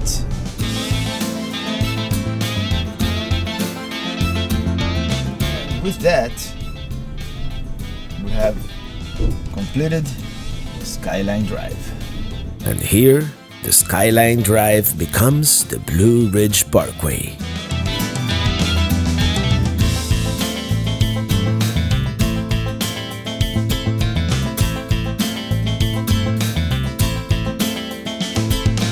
Here's our first overlook here on the Blue Ridge Parkway. The first of many, I'm sure. And that's the valley down there.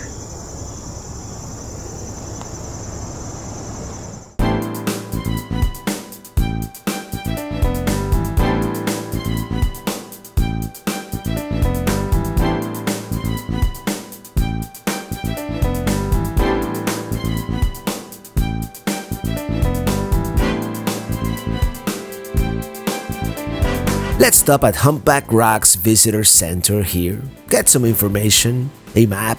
You know I'm collecting those. It is a pretty small visitor center compared to other national park facilities. Okay, got myself a map. The National Park Service people always so nice. But anyways, it is about 200 miles to... Actually, probably a little more, 202 miles or so. 210 to the North Carolina border, and that's pretty much the new goal for today, I think.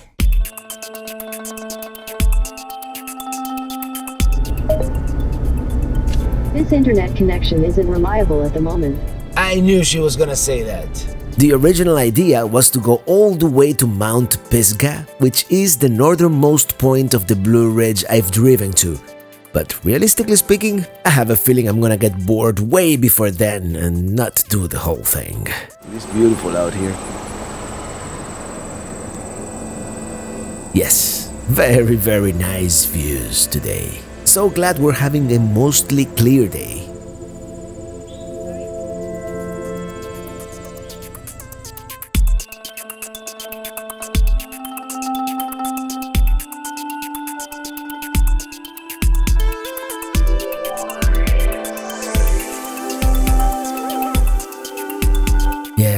As beautiful as it is, I doubt I'm going to make it even to North Carolina.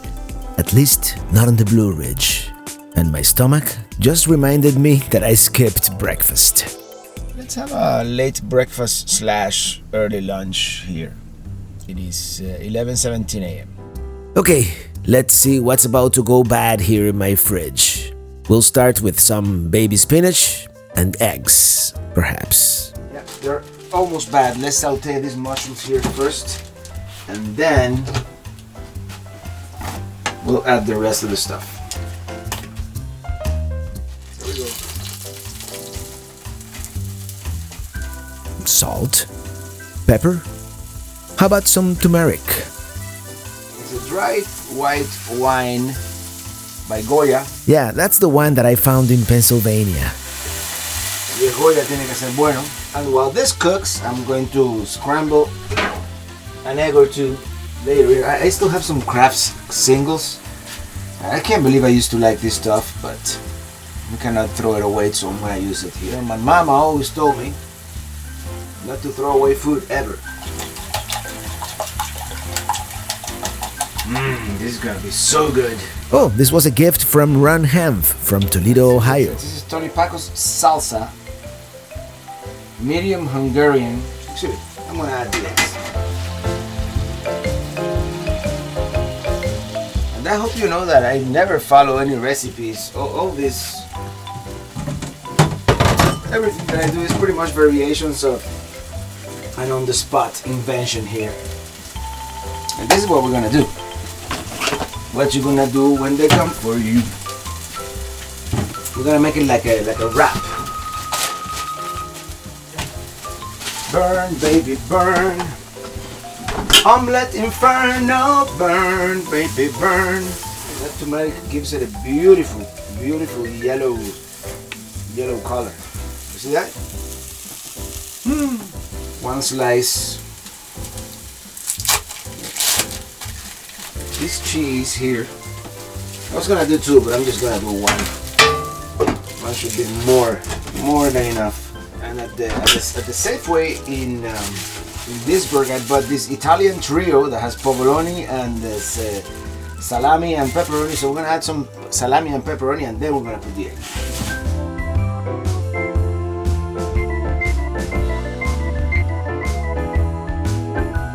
So that's what it's gonna look like.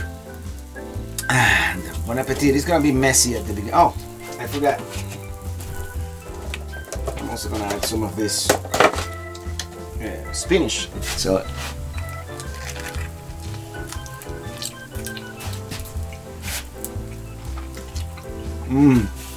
yeah, that's amazing.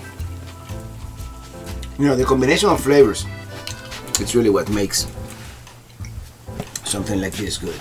Well, gotta love RV life. We were just able to stop here, make breakfast. You know, you can stop wherever you want, pretty much. Cook yourself a nice meal, go to the bathroom if you have to, and then continue. Self-contained. And being able to do it at a place where it is 64 degrees, you know, nice temperature. But we'll continue on the Blue Ridge Parkway.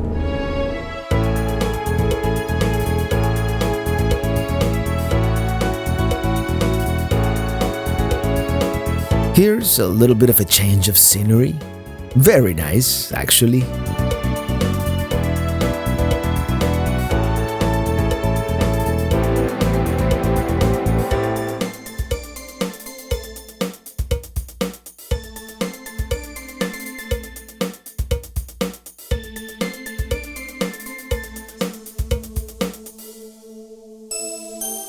This is a pretty long stretch here where there are no overlooks, not many places to stop.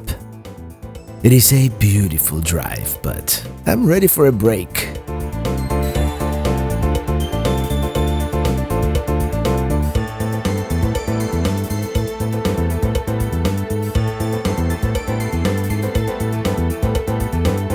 There's one. It looks like a trailhead.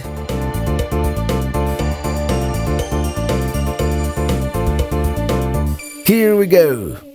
Uh-oh, no turnaround.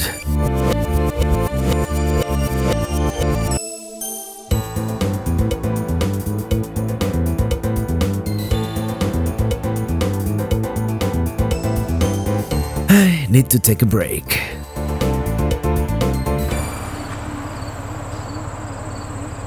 Well, autumn is upon us. Check out the view.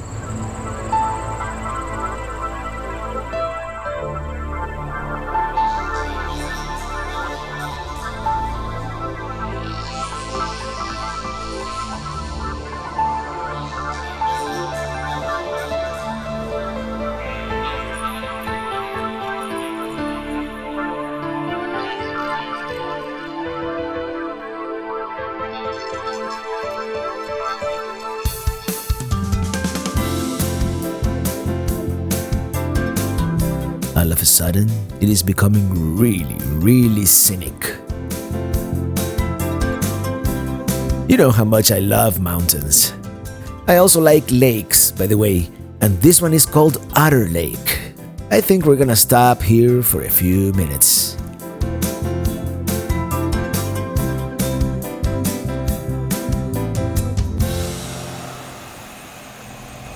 Swimming, boating, and ice skating prohibited.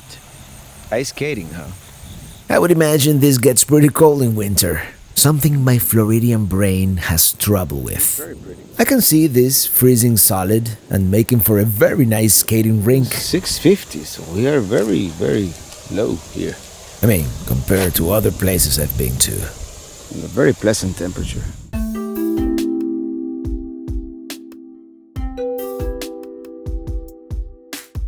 There's a trail that goes around the lake, and it takes about 45 minutes. I'm just gonna do a short segment here. It's really a dam. Perhaps it was a natural occurrence at some point, but nowadays it is a dam. Probably a pretty cool loop trail to do, but not today.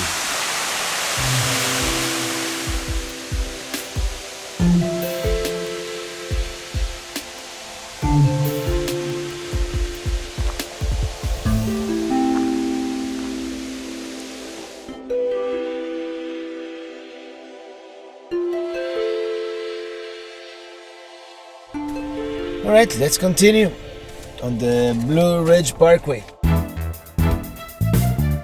Crossing James River. Next up, probably Apple Orchard Mountain Overlook, and I have a feeling the most scenic part of the drive is yet to come.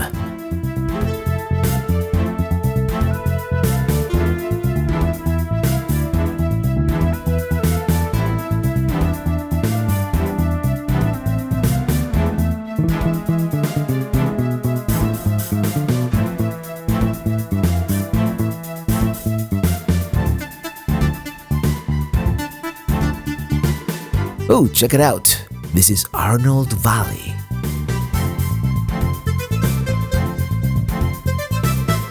We keep going up and up in elevation. And the higher we go, the better the views. Oh no, it's getting cloudy.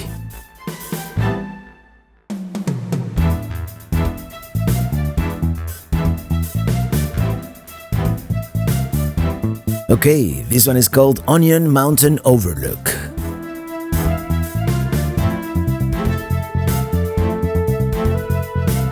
Oh, there is a short trail to the actual overlook. Let's do it.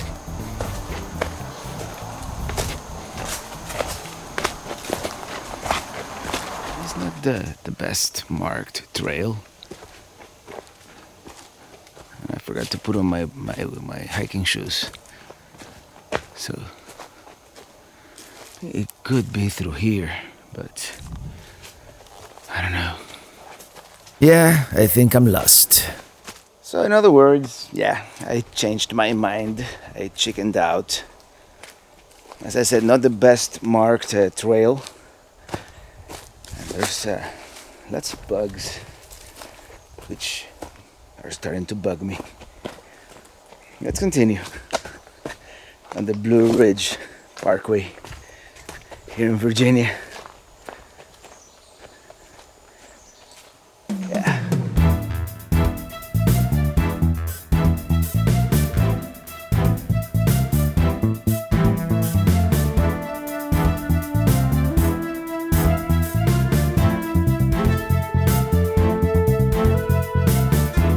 Ooh, what is this place? I have to make a U-turn.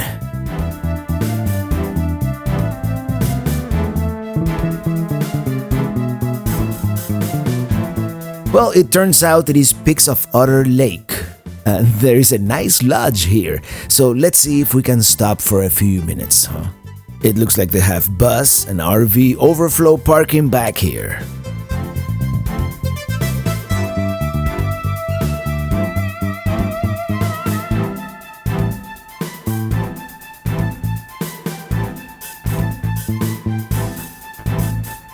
Let's just go that way.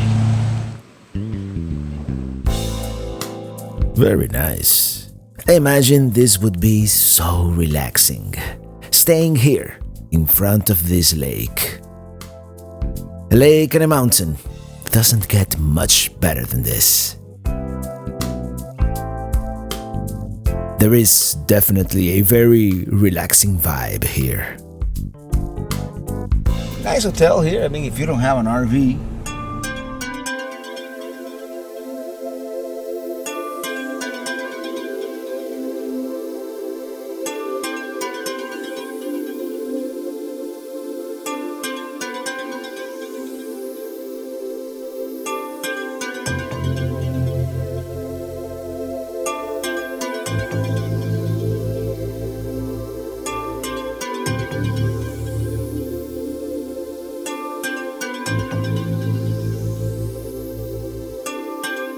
Look at that view! Definitely some of the better, more expansive views we've seen in either the Skyline Drive or the Blue Ridge.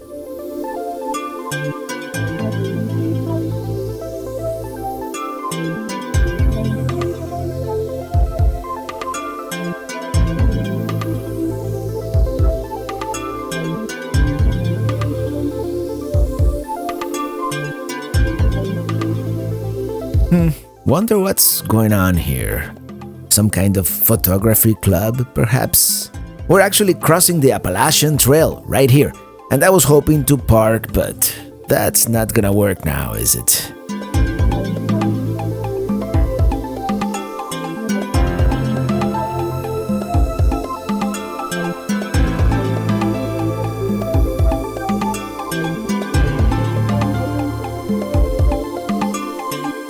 Yeah, found parking a little further down the road.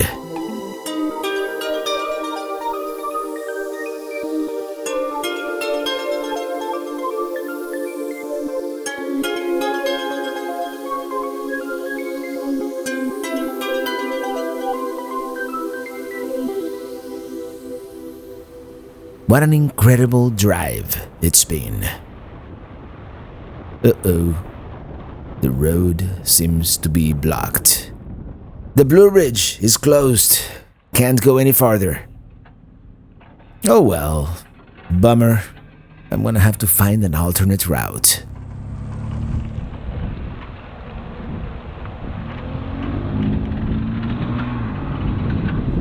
Well, slight change of plans since the Blue Ridge Parkway was closed. We're gonna take I-81, We'll go a little faster. And maybe tomorrow we'll rejoin the Blue Ridge Parkway for a little bit. Maybe not. Yeah, we're gonna take Interstate 81 South, which, by the way, it is a very good, much more picturesque alternate to I-95 if you wanna visit the northeastern part of the country. I've taken it before. Remember when old Kia died? Yeah. I mean, nothing compares to I-70 crossing the Rockies, but this one is very nice too. Riding in my RV, wherever I want to be, 'cause I'm free in my RV. Yeah, I'm riding, I'm riding in my RV, wherever I want to be, 'cause I'm free in my Here we are taking I-77 South, as if going to Charlotte, and let me tell you, I'm tempted. I have friends in the area, but no, not gonna do it this time. After much deliberation, I've decided to stay at the Fancy Gap KOA. KOAs, as you probably know, are generally more expensive, but they are so convenient, not to mention easy to book. And since my battery is pretty much dead at this point in this trip, I need power. And full hookups are always a nice extra perk. I was gonna cook some dinner, but turns out they have a smoker by the entrance that looks pretty legit. And they sell, barbecue sandwiches.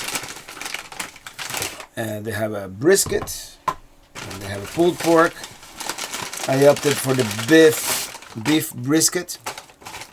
I'll let you know how it is. Let me taste the beef by itself first and then. That is good. Good morning from Fancy Gap.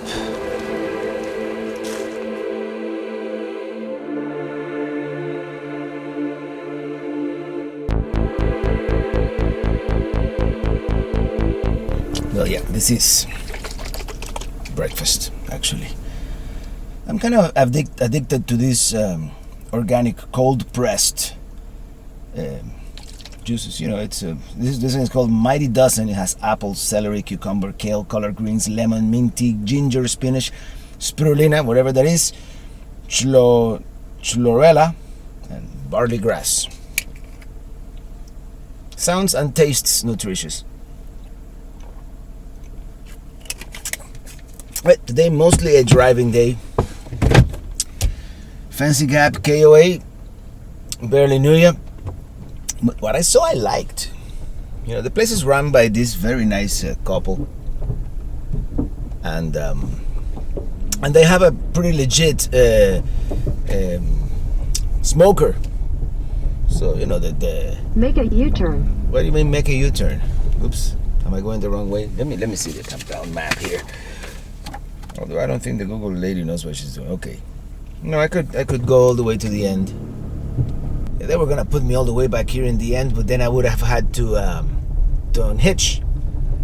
And the gentleman, you know, he realized that, and he said, "Oh, he will be better off at this other side." So even there, you know, the little things like that which count. And I will return here at some point because I do want to explore this area a lot more and do the rest of the Blue Ridge Parkway, but not today. Today we're going to Georgia. Georgia is already on my mind, even though we are like 4 hours away.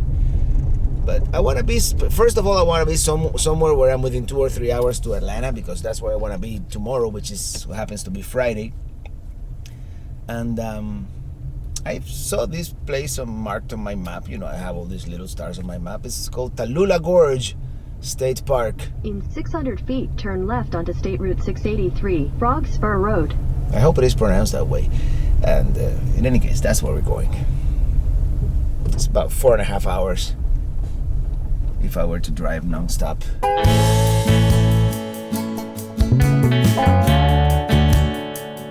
Yeah, this is a very nice KOA. I gotta make sure I come back here sometime. Someday.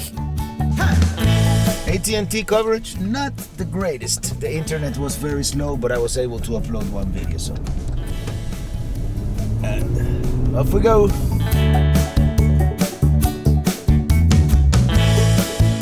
This is gonna be another beautiful drive here on I-77 going south.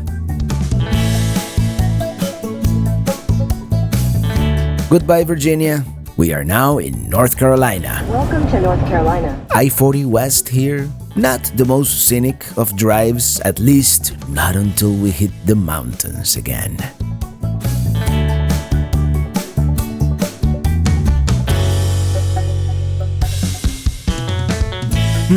We're close to the Smoky Mountains.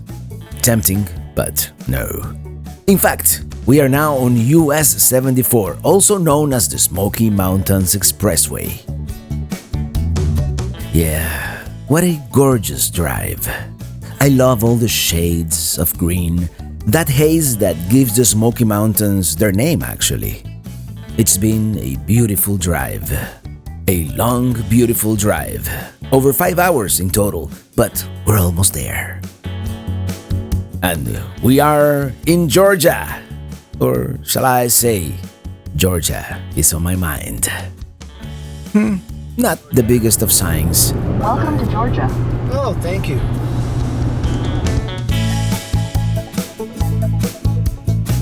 Northern Georgia is one of my favorite parts of the country. And we drove through here once before, in the fall of 2017, when we visited the Georgia Guidestones and Watson Mill Bridge State Park. You've arrived. Thank you, Google lady.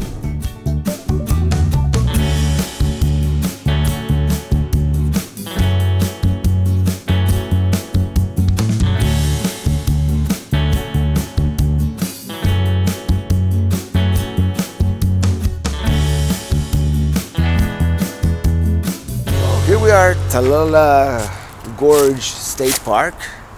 And let me tell you, I really love this area of Georgia. I love the vegetation, the people are nice, and yeah. We are a little over 2 hours away from Atlanta, which is where I'm going to go tomorrow at noon. And now we're gonna do a trail. Yeah, we have about 3.5 hours of daylight. Hopefully it's enough. Yeah, very nice campground, and it's half empty, really. I'm just gonna connect my electrical, and tomorrow I'll just fill up my fresh water tank.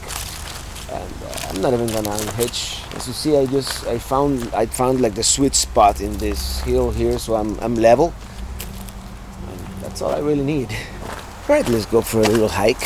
It's supposed to be like a 2-hour hike, more or less. Right? Although the map is not very explicit as to length, distance. We have about 3 hours of daylight, of usable daylight, so we should be okay. Beautiful park so far. The trailhead should be that way.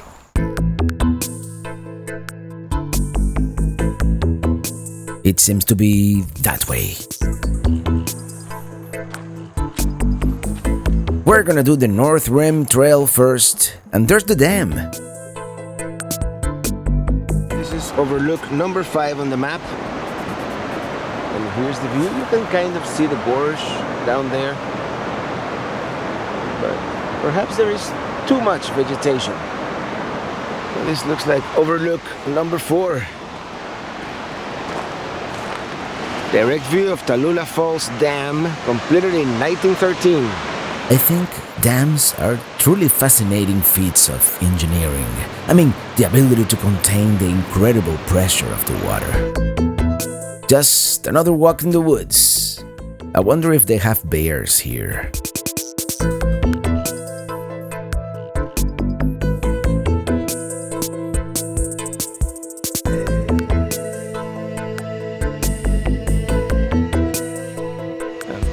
This part of the trail seems to be ADA compliant. It's like hard-packed mulch, kind of. Overlook number 3. Much nicer. Look at that.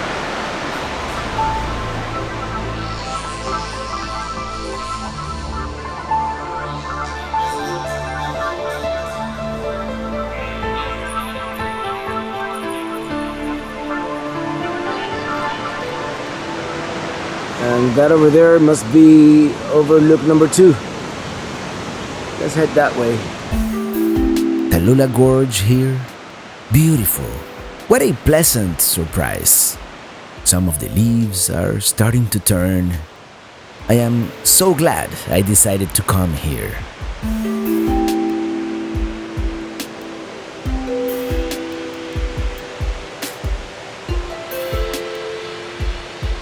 This must be overlook number 2. The gorge at this point, 350 feet deep.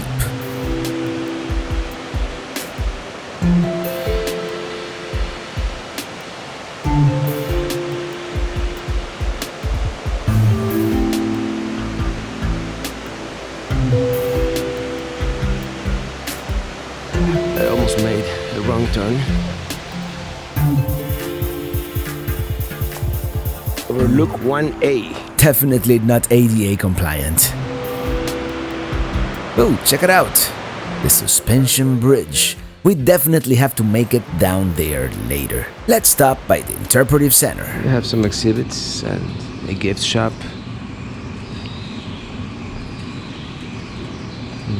And sound effects.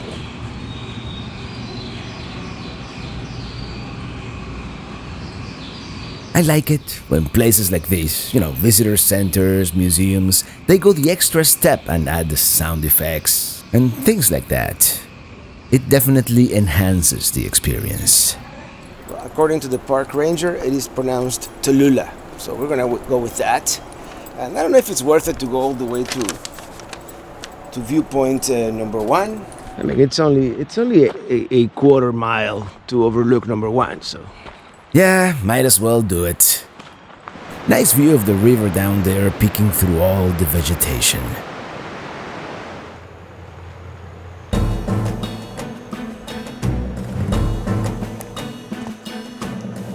Here we have the remnants of a tower, the North Walenda Tower, which held a cable attached to another tower on the other side, and apparently it was used by one Carl Walenda to tightrope walk across Tallulah Gorge back in 1970.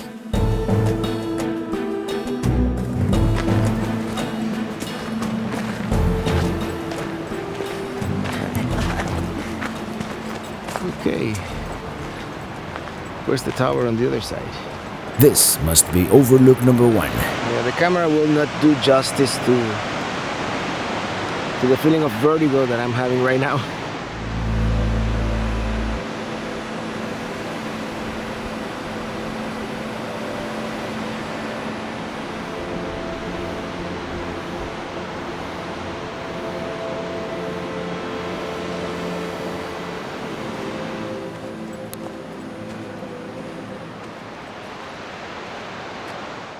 Okay, let's continue. I was gonna go back, but I decided to do an extra quarter mile to Inspiration Point. I better get inspired.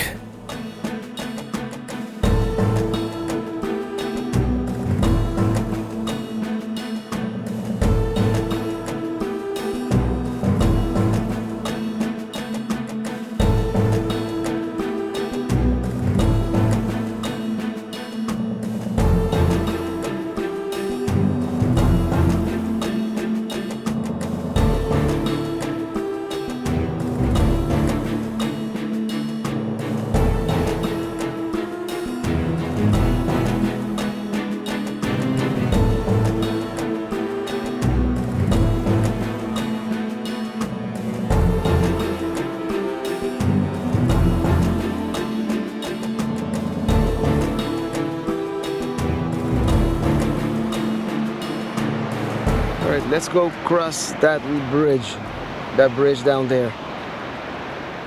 Starting to break a sweat here, and it is not hot by any means. It's high 60s, probably 70. But you know, the exercise and the humidity. Yeah, humidity. We must be getting close to Florida. Inspiration Point here, totally worth the hike. Probably not the most inspirational point out of the 6 or 7 or 8 points that there are, but still worth a hike.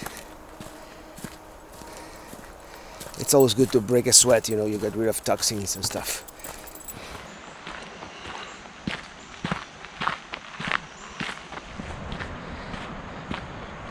Well, yeah, we're kind of backtracking to the point where you take the stairs. And I guess we've done half a mile from Inspiration Point. And I should be right there, the stairs. Alright, this is it. The leaves are turning ever so slowly.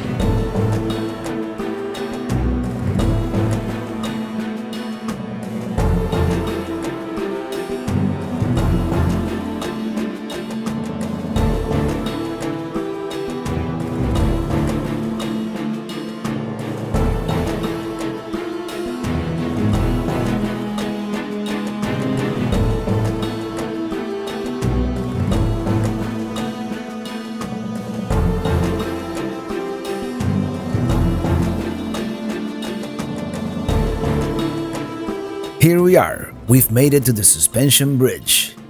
And here's an interesting view from under the bridge. I really hope all the screws are tight.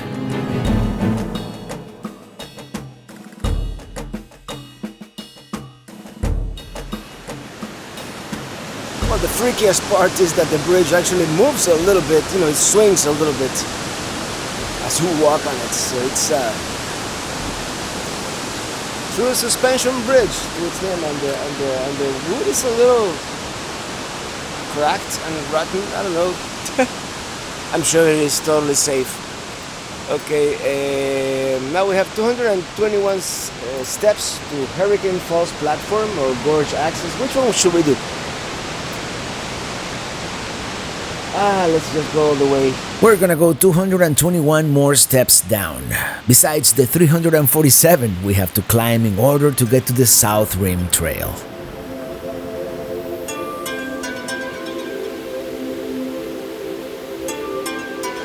Ooh, this is gonna be good.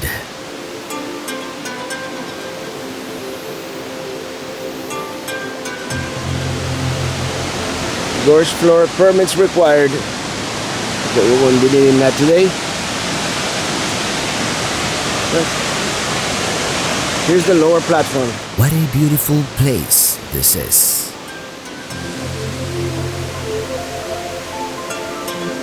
I suppose this is Hurricane Falls?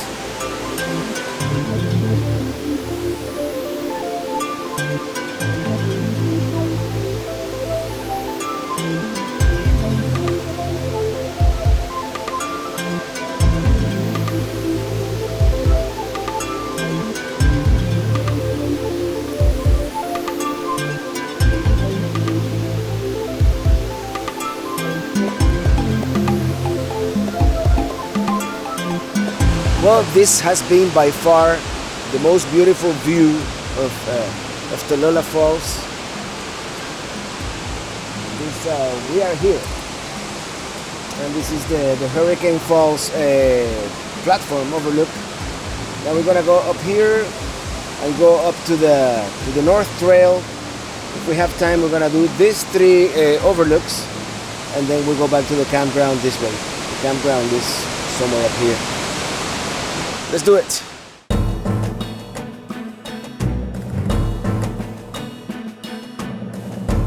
Well, yeah, it is much harder on the way back up, as it is. We're back by the suspension bridge. 221 down, 347 to go. For some reason, climbing stairs seems to be a lot harder than just hiking uphill. Different muscle group, perhaps? It certainly is steeper. And we've made it! Alright, 8, 9, and 10. It was such a cloudy day an hour ago, and now nothing but blue skies. Yeah, no such thing as bad weather, only bad timing, huh? Oh, that looks like the interpretive center on the other side of the gorge, on the north rim. Here's overlook number 8, with a view of the interpretive center, Devil's Pulpit, and Hurricane Falls, 500 feet below.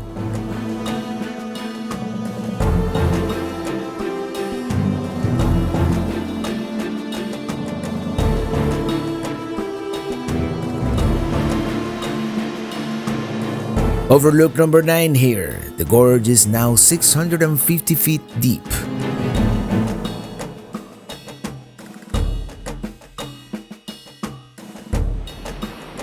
Okay, let's see, overlook number 10, which is this right here.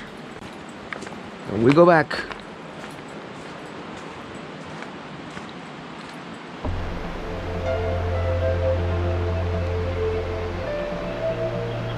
Check it out, the North Walenda Tower on the other side.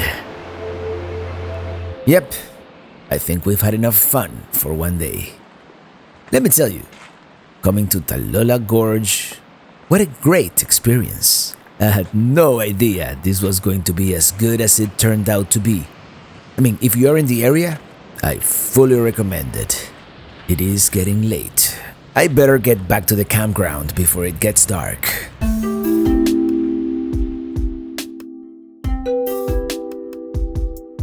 Apparently, this is overlook number 6, for those of you keeping count. Let's go back to the campground.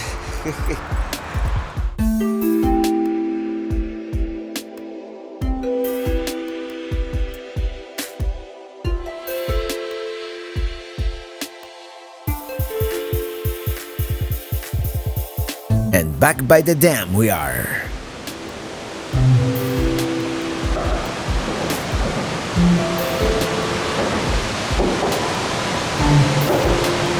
That was a nice view from down there, but to cross over to the other side, I believe you have to go over the bridge. Over the bridge we go. from the middle of the bridge, we get a pretty good view of Tallulah Gorge as well. Let's go back, hyperlapse style.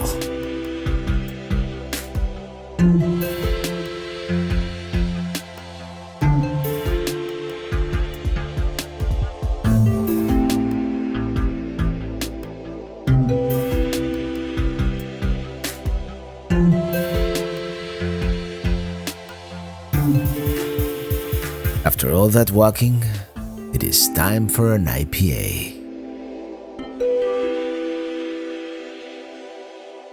Tell you what, that hike and that beer made me hungry, so we're gonna cook the last picadillo of the trip.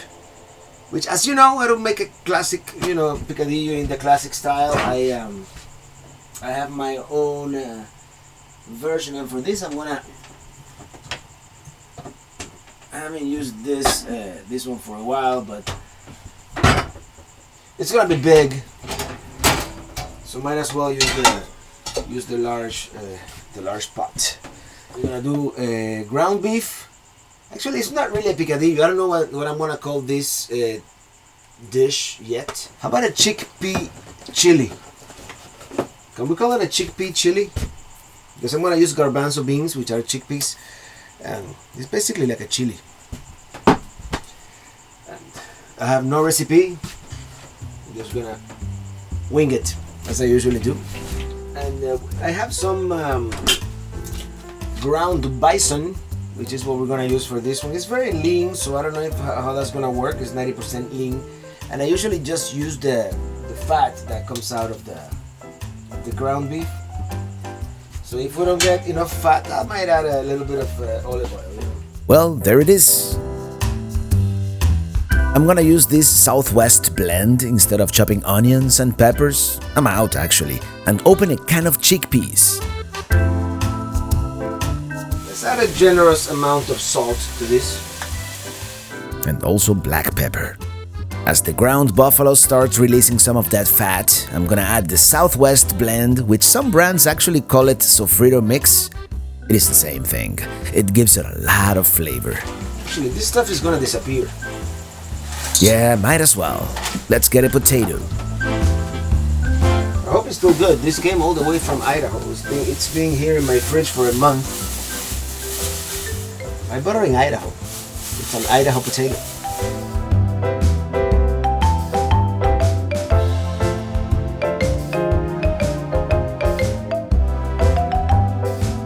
That's our potato, chopped. And now what we're gonna do, we're gonna add the garbanzo beans, which I rinsed several times, and some frozen green peas. Mix it all up. We're gonna add a generous amount of vino seco cooking wine as to cover everything so the potatoes actually cook in it.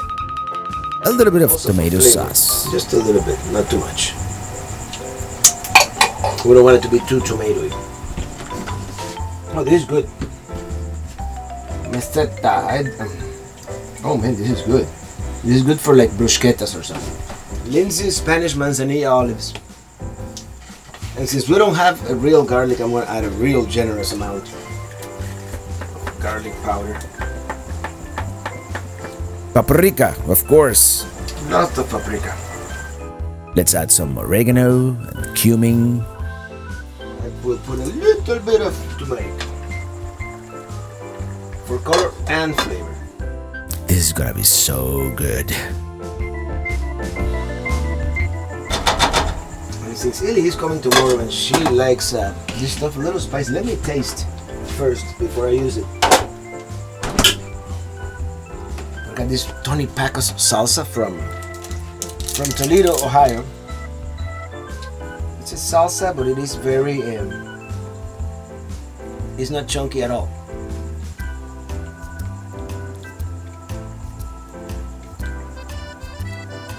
And it is not very spicy, so we can add. It's a Hungarian, medium Hungarian. Let's add a little bit. Just because.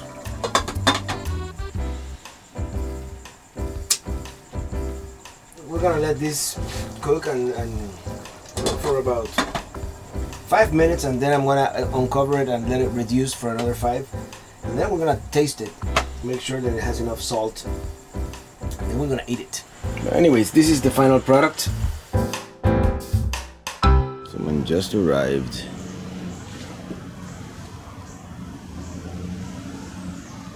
In any case, good morning. It is 7:11 a.m. and the days are getting noticeably shorter. It is getting,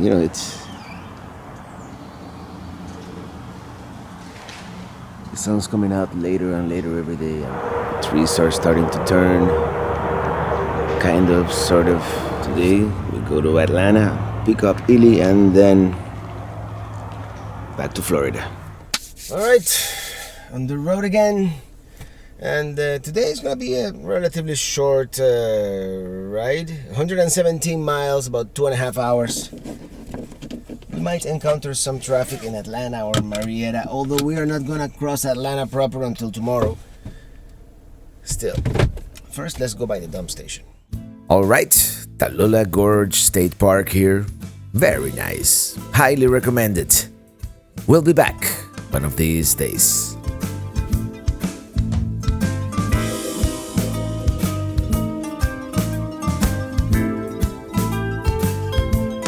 Oh no, what is this? It is a dirt road ahead and possibly a dead end. How do I always get myself into these situations, huh? I definitely made a wrong turn somewhere.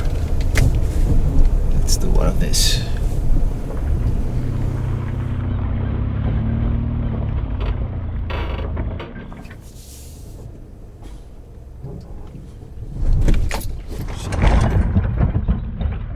That did not sound good. I forgot that all-important rule when backing up the trailer. Goal, G-O-A-L, get out and look. Let me tell you, impatience will get you every time. Well, luckily these two gentlemen showed up. I think they work for the state park, and they guided me to help me get Minitini out of the ditch. And fortunately, the only casualty was one of my tires.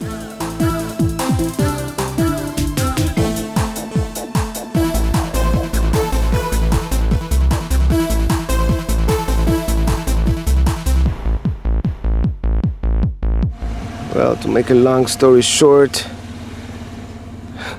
I went back into this ditch and somehow I got behind this rock here. I was lucky that the RV came out in one piece, to be honest.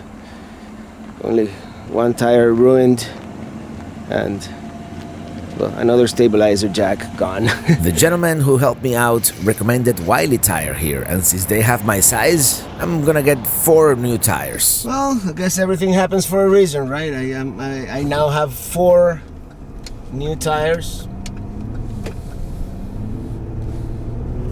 Wiley tire, yeah, very friendly place. Very, it looked like everybody knew each other in there. Like all the customers.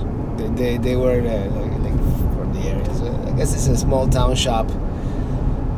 And I'm glad they had my size tire because not everybody does. It turns out I am now 2 hours behind schedule. I was supposed to pick up Illy at Atlanta Hartsfield International, and now my brother-in-law Pepe is gonna have to do that, and I'm just gonna go straight to their place in Ackworth. But first, I'm famished. And since I'm already late, I better have some lunch. The young gentleman who changed my tires recommended this place in neighboring Clarksville called Midtown Grill. So that's where I'm going.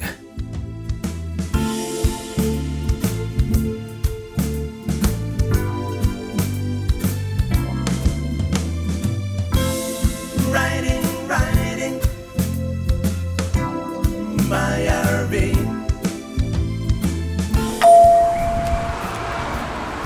Well, that was a really good burger, so I want to thank the guy at the tire shop for recommending Midtown Grill here in Clarksville. And now, 2 hours behind schedule. Let's go to Ackworth.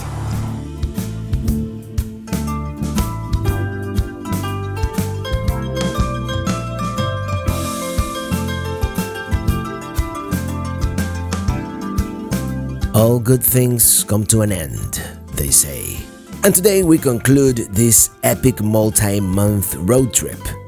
I've lost count of how many miles we drove, probably close to 20,000, although the exact figure we may never know.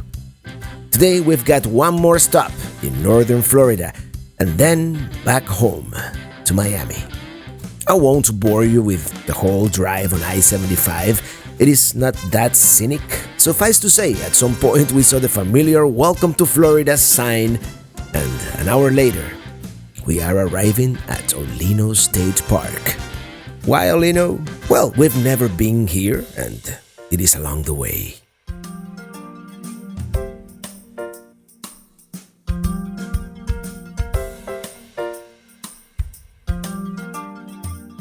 This is pretty nice, actually. Today we're just gonna get to our site and take it easy. Tomorrow morning we'll explore a little bit.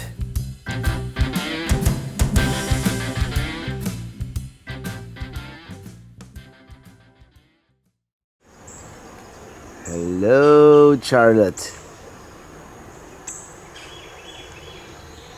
Good morning from Olino or something like that, State Park here in northern Florida. Let's go for a hike. Well, as I say, good morning, beautiful morning here. Well, kind of beautiful. It's kind of cloudy, but there's supposed to be a hanging bridge. No, what do you call it? Suspension bridge somewhere nearby. So we're gonna see if we can see it, and then it is pretty much non-stop back to Miami. Maybe I'm gonna take the Turnpike, which is something I don't do every time, but time is kind of the essence. So let's look for that bridge. Well, this is from 1935 to 1936.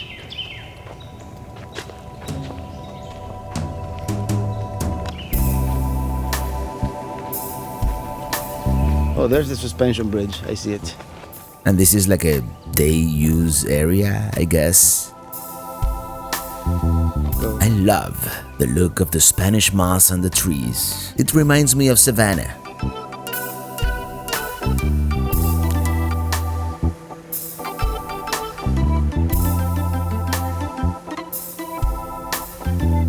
This, by the way, the picturesque Santa Fe River, a tributary to the Suwannee.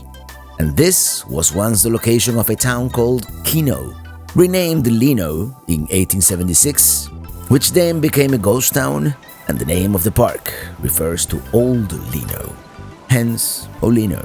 It is one of Florida's first state parks, as the sign we saw earlier said, developed by the Army Corps of Engineers in the 1930s. Yeah, the bridge bounces as people walk on it.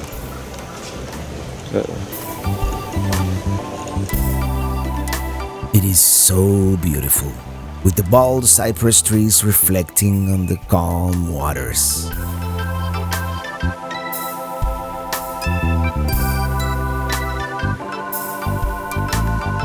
No jumping from bridge. Let's walk a little more here on the river trail.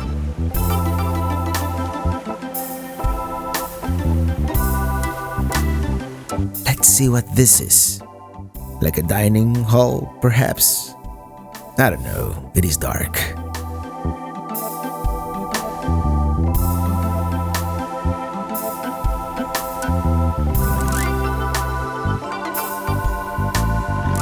These protrusions are called cypress knees, and nobody really knows exactly what their function is, but they are commonly seen in swampy lands in the southeast, like this one. Some say they reduce erosion, others think they might help aerate the tree's roots.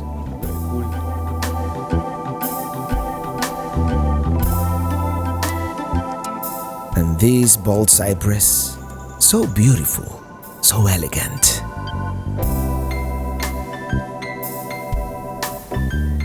Let me tell you something, this is a nice park. I think we're gonna make a point to return here at some point. It kind of has that look, same as the Suwannee River State Park, sort of. That that it looks a little more like Georgia than Florida in a sense, with all the Spanish moss and there's that historic bridge. All right, it's time to go. Well, you're gonna have to imagine the trip south because the GoPro decided not to cooperate, and it wasn't filming. Perhaps it is sad that the trip is over. Who knows? I think it's one of the batteries. I think is the culprit. In any case, the Turnpike is still the fastest way to drive, through the Florida spine, across through the state of Florida. Still the most boring and most expensive way to do it, but yeah. And sometimes you have to do it right. And after, listen to this, 18,575 miles, and we still got about how many miles to go? But it's about 114 miles to go. I've made my peace with the Colorado. It's been a reliable towing machine for the most part, so yeah. It still has many electronic annoyances, but we can overlook those as long as it gets us home, which is where we're going. The trip is over, but don't despair. Many other trips coming in the future, I'm sure. Well, enjoy the ride back to Miami. Until next time, thank you for watching, and see you on the Turnpike this time. On the Turnpike, on the Turnpike this time, on the road.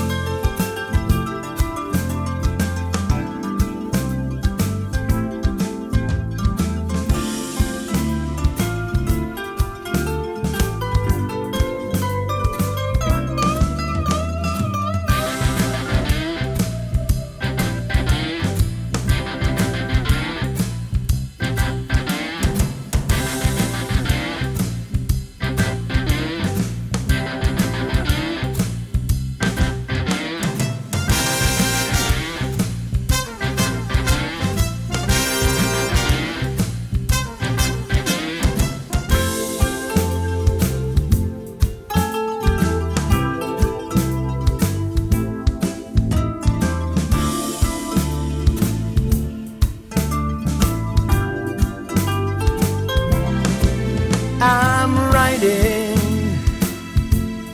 riding